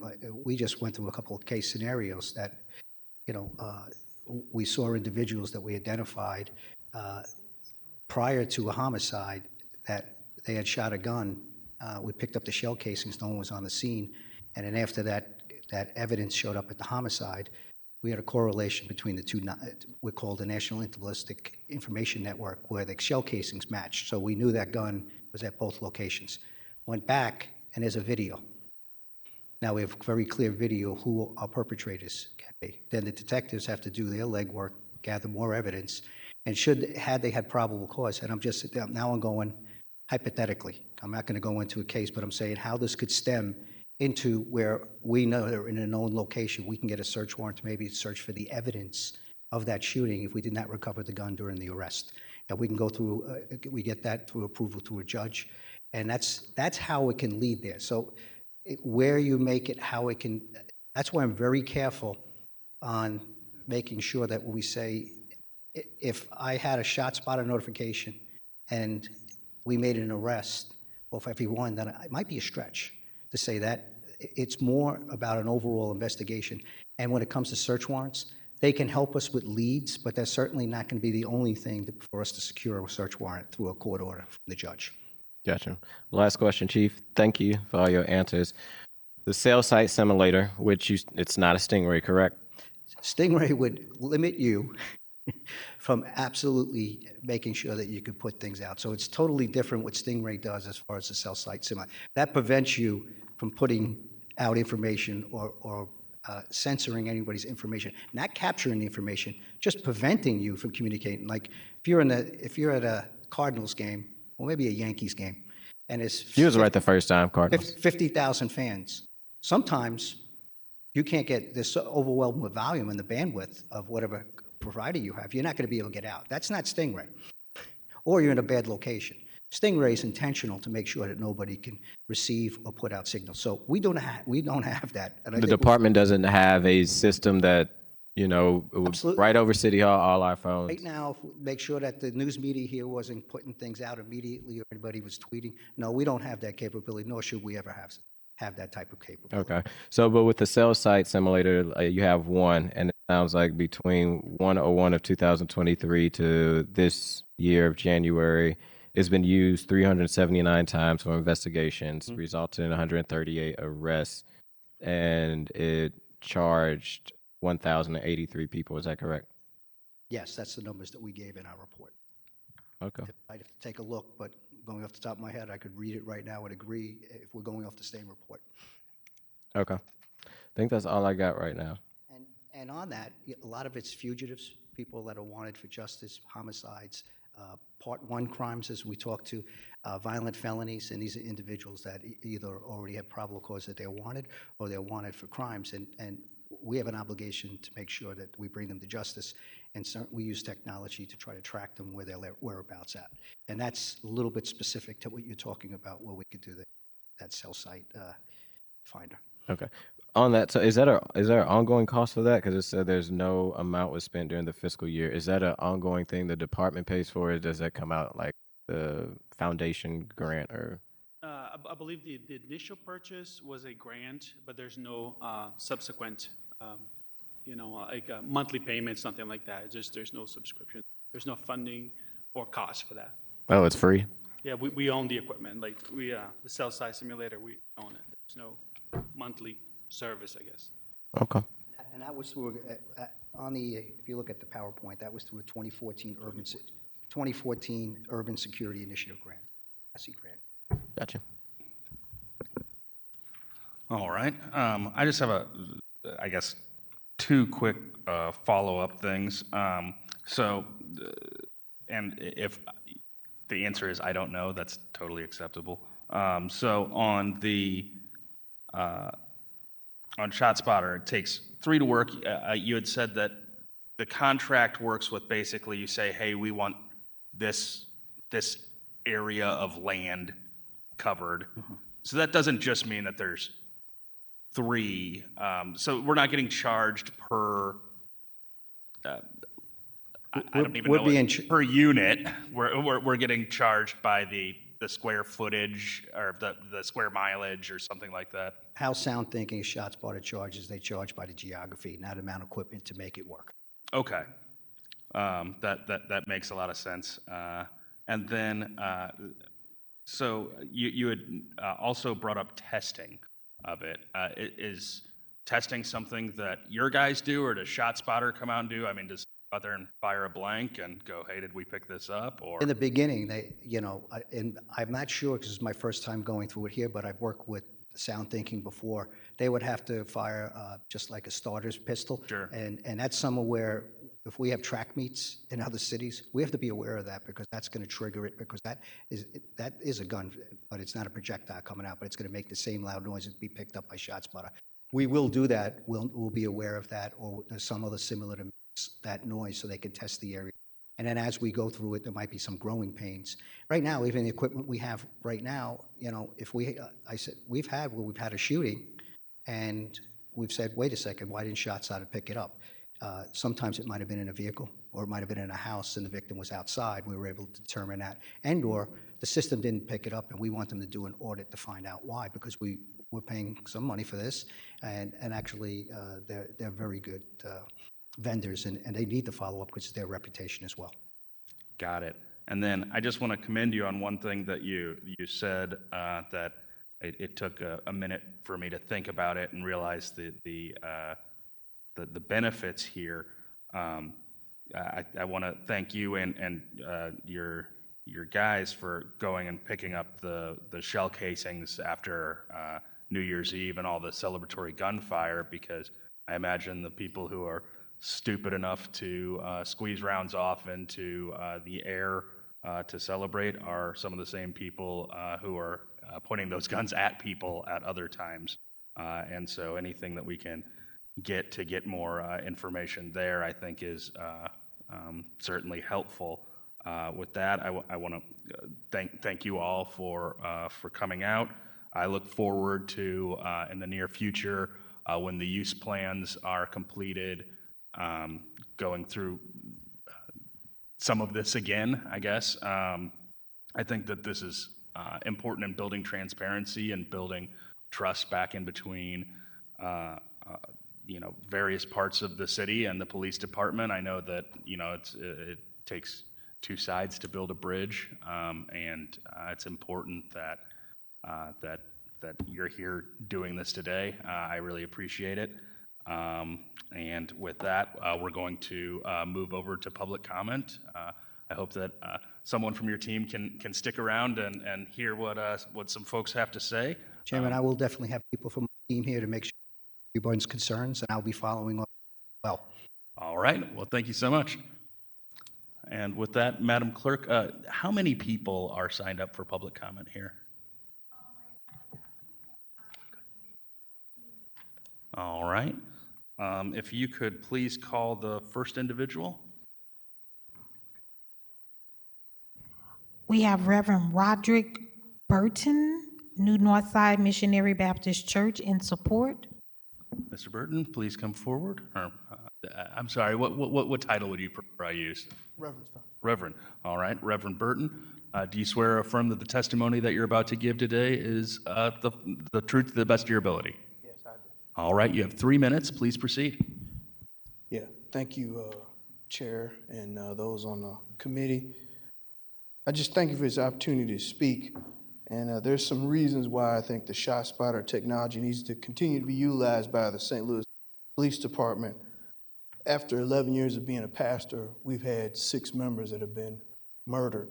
And of those 6, 5 were killed by guns, and 4 of them are still unsolved.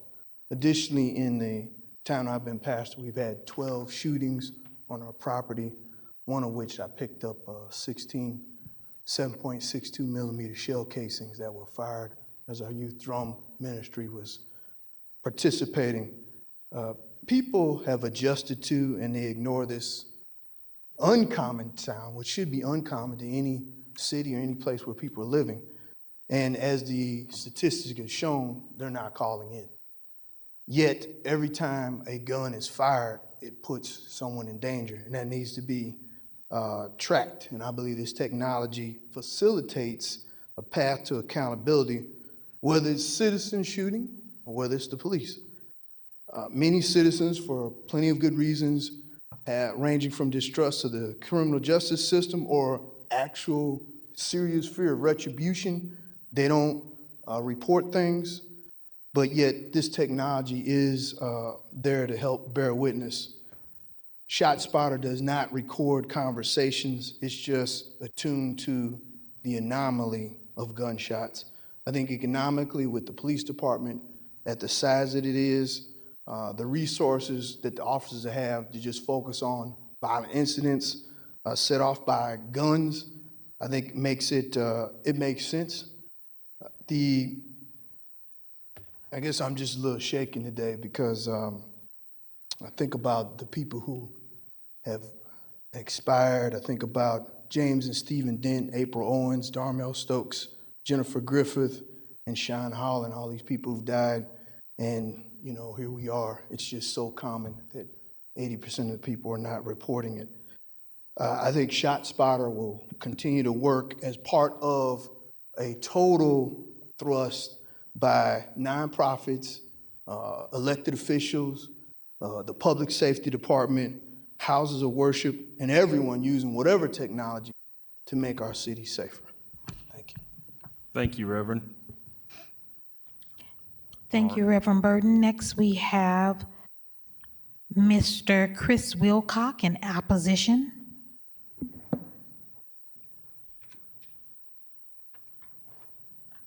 All right, Mr. Wilcock, do you swear or affirm that the testimony that you're about to give is true to the best of your ability? I do. All right, 3 minutes, please proceed. Well, I feel it would have been a good idea for you to ask the chief there to attest that they were going to tell the truth before he went and cut out, because I will just note, and I'll give you back your time here, it's in our rules. We don't ask city employees to swear in. That's the reasoning there. So, well, you might want to start, because his own witness implicated something, at least one thing that he said that was misleading at best, where he said it clearly different. For instance, the ShotSpotter clearly differentiates between gunshots and fireworks, and then his own witness clearly said that it doesn't do that. The technology itself doesn't differentiate it. It has to be independently viewed, and so I would recommend maybe taking the police chief's statements with a little bit more credulity than him and his witness, because especially, you know, I imagine, I wonder what it's like being one of those students, because if that's the level of evidence that's acceptable in that course, it must be getting a lot of A's over there, because there was not very much evidence for hardly any of these claims that were made. I can tell you what there is evidence for, however, is that if the ShotSpotters, for example, are so concentrated in majority black neighborhoods, yet just 3 days ago, we had reports about the homicide clearance. There were less than half of homicides were solved. 1,900, so 900 out of 1,900 were solved, 2/3 of which were white victims. So it doesn't seem like any of this technology, despite the vast expansiveness of this, has even done so much as help solve these crimes, let alone do anything about them. And I can imagine how many different professions where that level of evidence is acceptable, and that's acceptable performance.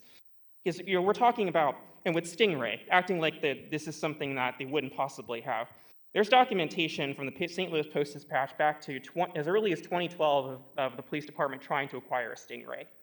The case that was potentially implicating use of Stingray was in 2015, where that's been reported in the Riverfront Times that they potentially dropped a robbery case because it would reveal that they had Stingray, which is a very interesting problem to have, because you're having a police department that is purchasing technology that not only is the public not aware of, elected officials who are supposed to hold them accountable are not even aware of the technology the police department possesses. So the fact that they were doing this for 10 years, 2014 is when they said they purchased this technology, and that we didn't know about this publicly for 10 years, which is about the same amount of time that the Real-Time Crime Center has been in operation. So they've been allowed to do all of this with no oversight for 10 years, and we're just now learning about it. And we're expected to believe them in all of their claims that they're making, especially since they're not required to be under oath, so there's legal accountability after any of these statements of fact. So those are all things that I think would be really important to consider. You know, particularly for ShotSpotter, the only data point cited is the amount of times that it was recorded. If you could just wrap up your thought, you're a bit past time, but I took some time from you, and I gave that back. That's fine. So we used it a lot, therefore it's effective. No, not a single shred of evidence for whether it's solving crime, whether it's actually connected to even actual gunshots. And so I really hope that this is going to be more credulous going forward, because the public demands better. Thank you. Thank you. Thank you, Mr. Wilcock. Next, we have in support Ms. Amber Cole. She's on line.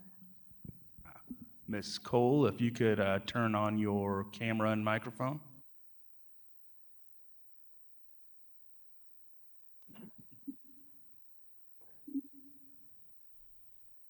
All right. Yes. Ms. Cole, if you could raise your right hand, do you swear or affirm that the testimony that you're about to give is true to the best of your ability? Yes. All right, you have 3 minutes. Please proceed.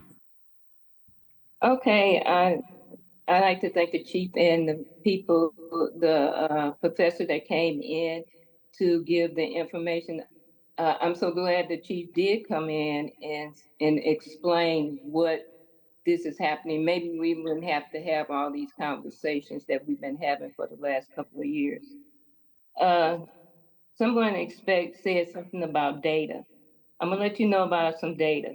The data I'm gonna give you is that a life that you have with a kid is the amount of money you spend, $3,693 a month.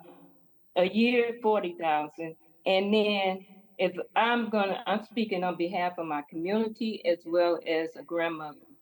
My grandson was born on May the 26th, 1996, and he was murdered on 1/11/2022.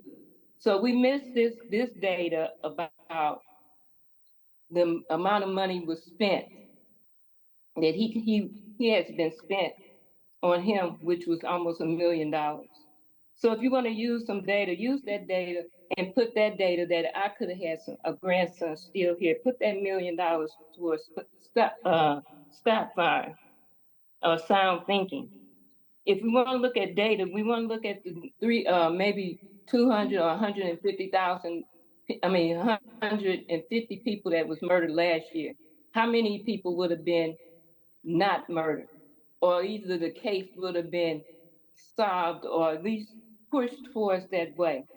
I know the Dent brothers that the pastor was talking about. I know them because I was served at that funeral, and I'm walking with the mother of that mother of that individual, them two brothers. Also, let's look at if you're gonna raise a head, look at the things that goes on with individual walking around with guns, even just last night. So I'm hoping that somebody was able to get some evidence there that happened to that individual that was on that parking lot, on the gas lot. If somebody would have this much tenacity for as solving a crime as putting gas stations in our community, we'd probably be okay. If we're looking at surveillance, anytime you are driving down the street and you have your phone on, you're being surveyed. Anytime you go into Sam's or Walmart, you're being surveyed. So when you talk about is the cost outweigh what we're getting, my heart is overwhelmed at this time because we keep on putting lives in jeopardy. I'm looking at O'Fallon Park where Ms. people Cole? are walking around. Ms. Cole, if you could Yes. just finish your thought. You're at your time, but if you could just finish your thought, please. Yes, sir. In O'Fallon Park, we have people walking around with guns and shooting. My house has been shot. I got damage in my house because of gunfire.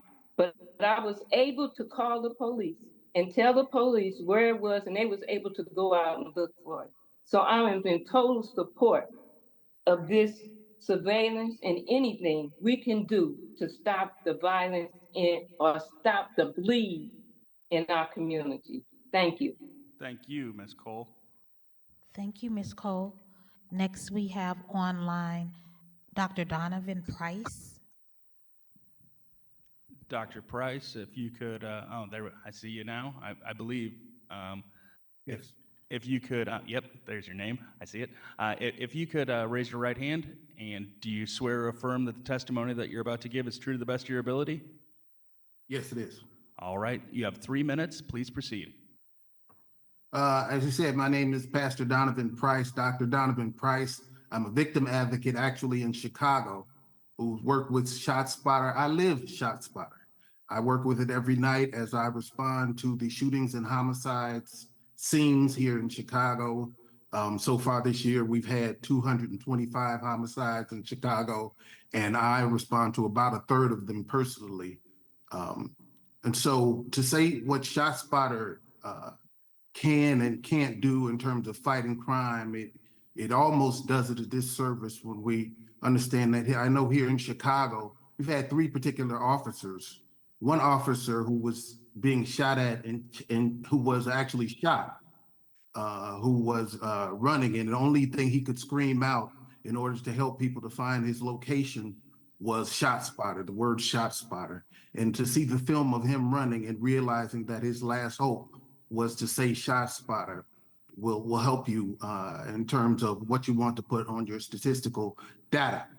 Also, Officer Ariana Preston, a young female officer who was shot and killed here in Chicago, who the first notice of her being shot was ShotSpotter alerts. 2 sets of ShotSpotter alerts because the people circled back and shot her again, which she died as well. And most recently, Officer Luis Herrera, who was shot and killed and was only found because of a ShotSpotter alert. There were no calls. There were no calls in any of the instances from the citizens, unfortunately. ShotSpotter, I live it every night. When I get a ShotSpotter alert, and the ShotSpotter alerts triangulate, as the professor said and as the chief said, they triangulate, and so that you get a shot, 20 shots fired at 80th and Halsted, 20 shots fired at 8032 Halsted by several different types of guns from the side of the house or from the alley or from the back. It's that detailed. And so the officers have a hand up when they come. The fact that the officers themselves generally are overwhelmingly for ShotSpotter, the people who live with ShotSpotter, the families of the victims, the many victims, whether they're shot, the victims who lived, fortunately, the families of the victims who have passed away, the survivors. That's a sign of what ShotSpotter can do.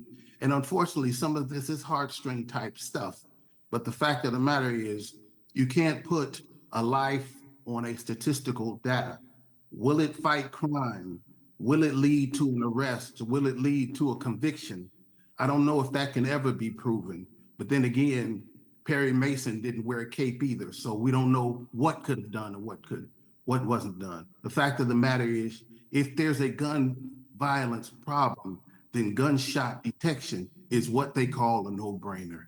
And it's not a no-hearter, and it's definitely not a no-souler, because if you have a soul and a heart and you love people and you know the importance of life, then it's important that you keep ShotSpotter. Thank you, Reverend. And just to take a brief second here, I want to thank you for your work. You said you respond to a third of the homicides in Chicago. At least. That's incredibly impressive, and your city's lucky to have you. Yeah. Madam Clerk, if we could move to the next speaker. Thank you, Mr. Price. Next, we have online Mr. Gary Hosna.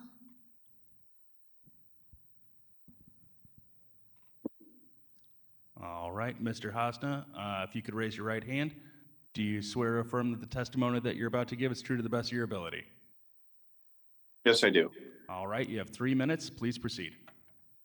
Okay, my name is Gary Hosna, a lifelong resident of the Shaw neighborhood, 43-year-old homeowner, a 43-year homeowner with an active member of the neighborhood organization. I've been primarily involved with safety. I want to express my thanks and support to Chief Tracy, generation of what is the annual police department surveillance technology report and presentation today. One recommendation I would have, and I guess this is going to be in the future, is that the presentation or what I saw today fell short a little bit on equipment age, operational status, percentage of on time, and a fair and equitable distribution across neighborhoods, because we really don't know where they're at unless you look really hard for them. It's my understanding that this document will be used for funding and deployment. So it's critical that the technology limitations, maintenance age, and distribution be known. In addition to the operational ask, and I asked this in my Alder portion, I believe it's imperative that those making the decisions be educated in the capabilities and limitations of the technology used. It was clear in viewing the previous testimony, I saw a few of these, and then the input from some Board of Alderman personnel that there are fundamental assumptions and lack of knowledge. Quite honestly, just what I saw today, a lot of that was really there's a lot of education today. As you're all aware, in the light of deficiency of staffing, surveillance technology is a key force enhancement. These technologies are proven to directly or indirectly assist in solving crimes within the city of St. Louis and across the U.S. We must ensure that those making the decisions are fully informed and that considerations are clear regarding the age and limitations of our current systems, so that we can fully fund and deploy equipment fairly across the region and provide maximum effectiveness. One last thing, very quickly, is that I forwarded some information, and this is for Mr. Ramirez as well, related to ShotSpotter technology that I've seen personally in action and I follow.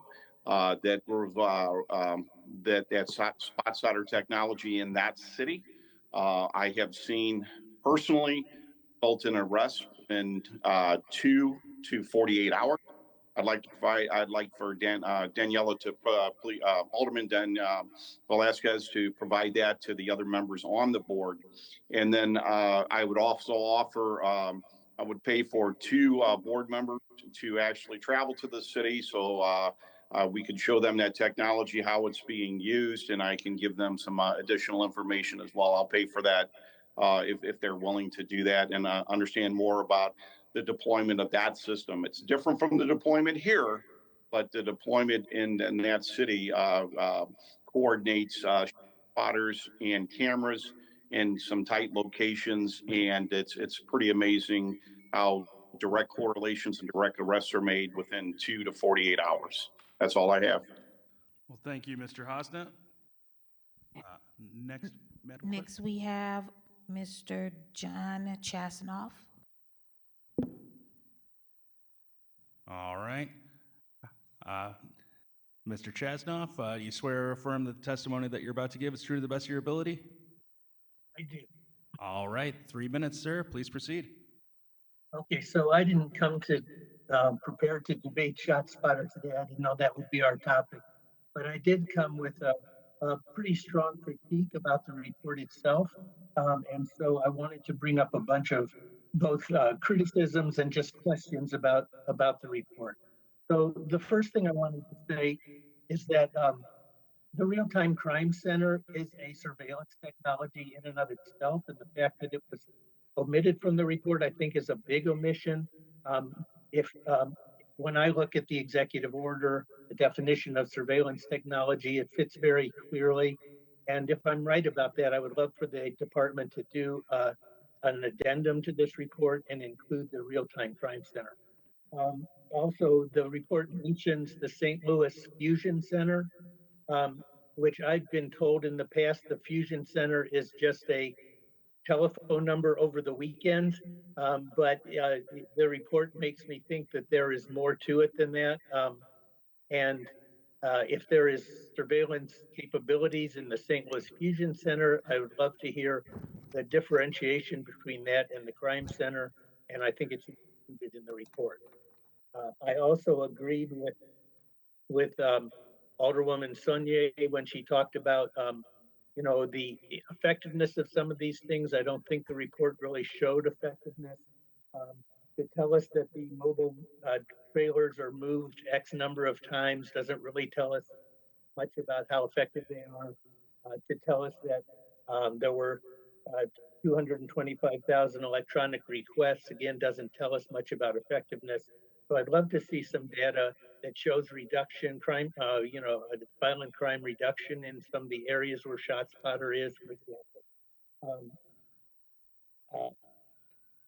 Also, I had just some questions when it was talking about the cost for the license plate readers. It said refer to the Board of Public Service. I didn't know why that was there instead of some, an actual number. the Shot Spotter costs were not separated out. There was a grant and the police foundation and city money all lumped together, where that was divided out in other places. So I'd love to see that divided out. I have a question about why fixed camera data is retained for 30 days, but LPR data for 90 days.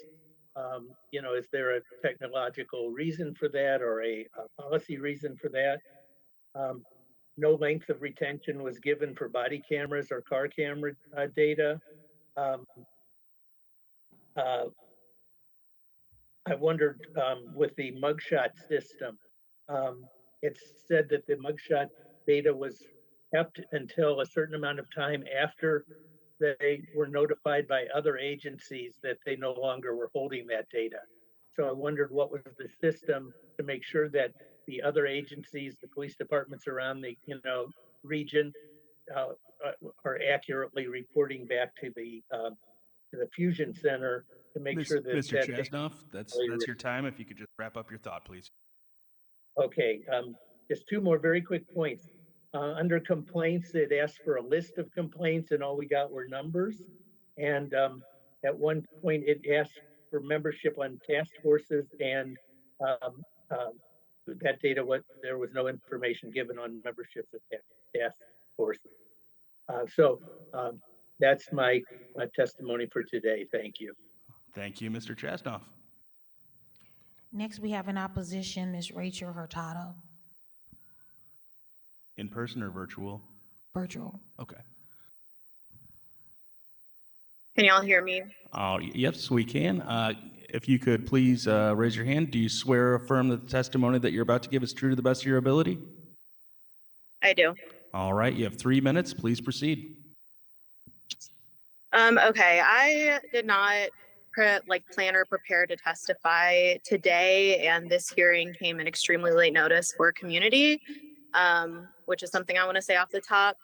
But the presentation over ShotSpotter by the professor was the single most irresponsible academic presentation I have seen in my days. And I highly encourage the members of this committee to look over each slide with scrutiny, as I can tell you already are. The quote, an academic's perspective on the usefulness of ShotSpotter is full of conjecture and baseless assumptions. Please note that this professor, who came to conclusions based on data in his study from a few years ago, has not presented any data or studies that are new, that have suddenly changed his mind, changed his perspective, changed his opinion, or the facts that he's presenting about the efficacy of ShotSpotter. The biggest red flag that I think we should be looking at here is the shifting goalposts. This is extremely irresponsible in data science. If you come to the conclusion in your first study that ShotSpotter is ineffective or does not have significant efficacy in addressing or reducing gun violence in a particular city, in St. Louis, and then you decide to shift the goalpost and say, actually, what we're measuring here is not actually reduction in gun violence. It's whether or not victims feel heard, whether or not community members feel listened to, whether or not police feel like this helps them solve crimes. That is extremely irresponsible, and it is manipulation of data when there's actually no significant or change at all in what the study found, which is that the ShotSpotter technology did not have an impact or reduction in gun violence in our city. So the shifting goalpost here is really concerning to me, and I think that we should all see that as a red flag. Also, please note that this presentation was, if you watch it back, it is full of the word probably, possible, and potential benefits, meaning that every single slide outlining the possible, probable, and potential benefits of using technology, including ShotSpotter, are not actually data-driven. They are not actually empirically backed or proven. These are assumptions that are made, again, by shifting the goalposts and saying, actually, our goal is not in reducing gun violence. It's in some of these other things that are maybe intangible. I would say, based on the professor's own experience in a home invasion, as well as several of the testimonies today, people's experiences in their lives with gun violence, The goal for community members, for the residents of St. Louis, is a reduction in gun violence. That is what we want to see. And if the police are deploying technology, that's what we want to see them be like efficacious towards. And that is just Ms. absolutely not Hurtado, true for you're at your gun- time. If you could for just wrap up ShotSpotter your in our thought, city. please. The last thing I'll say is that the one piece of evidence that the professor did cite was one particular study coming out of Cincinnati. We are definitely going to be looking into that. I encourage y'all to do the same because it is the only piece of empirical data that the professor presented in this entire presentation about ShotSpotter that would back any claim doing this complete 180 on the findings of his study from 2020. So yeah, we'll definitely be following up and looking at his data rigorously. I encourage y'all to as well. Thank you. Thank you, Ms. Hurtado. Next, we have Ms. Tammy Bufford in opposition.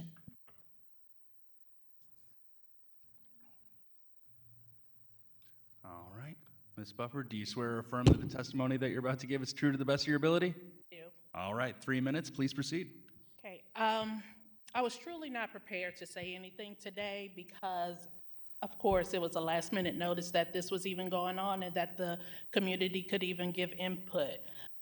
It's really frustrating that every time we come here and the police has a presentation and there's supposed to be public input, that he never stays around to get the public input. The whole presentation was on ShotSpotter, which we know is junk science. And we're spending a lot of money on putting a bunch of microphones in areas, and it's not preventing any crime. It's not solving any crime. And you cannot tell me that the police are going out on New Year's or 4th of July picking up shell casing. If I call the police and say there's gunshots in my area, it takes hours if they show up. So you cannot tell me that they're going out on these calls, and then you're saying that not everything is recorded.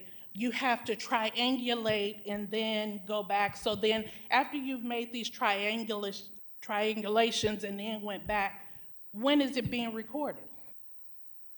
I mean, how far do we back it up to record these gunshots or so-called gunshots? Because we don't know if they're gunshots, if they're backfiring from a car, if he said it was a tire rolling over, or if it's, fireworks. So how is this technology helping us? If the police are out here in the community doing their jobs, then we won't have that. They claim that they're understaffed, but you can go out on 13,000 calls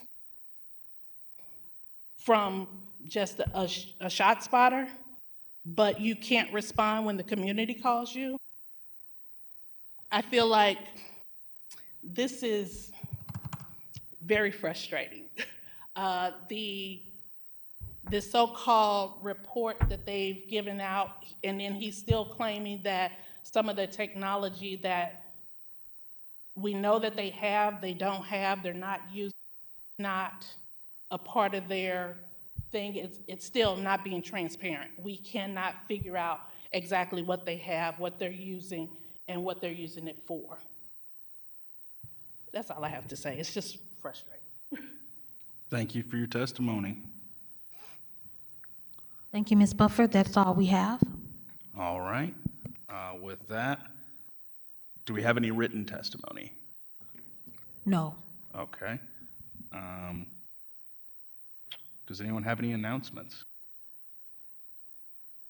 All right, hearing none, I'll entertain a motion to excuse Alderman Oldenburg.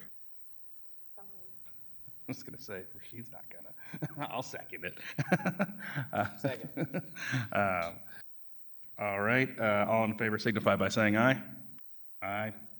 Opposed? No. All right, sounded like 3-1 to me. So we will excuse Alderman Oldenburg, and with that, I'll entertain a motion to adjourn. Second. Previous roll. Hearing no objection, we stand adjourned. We couldn't.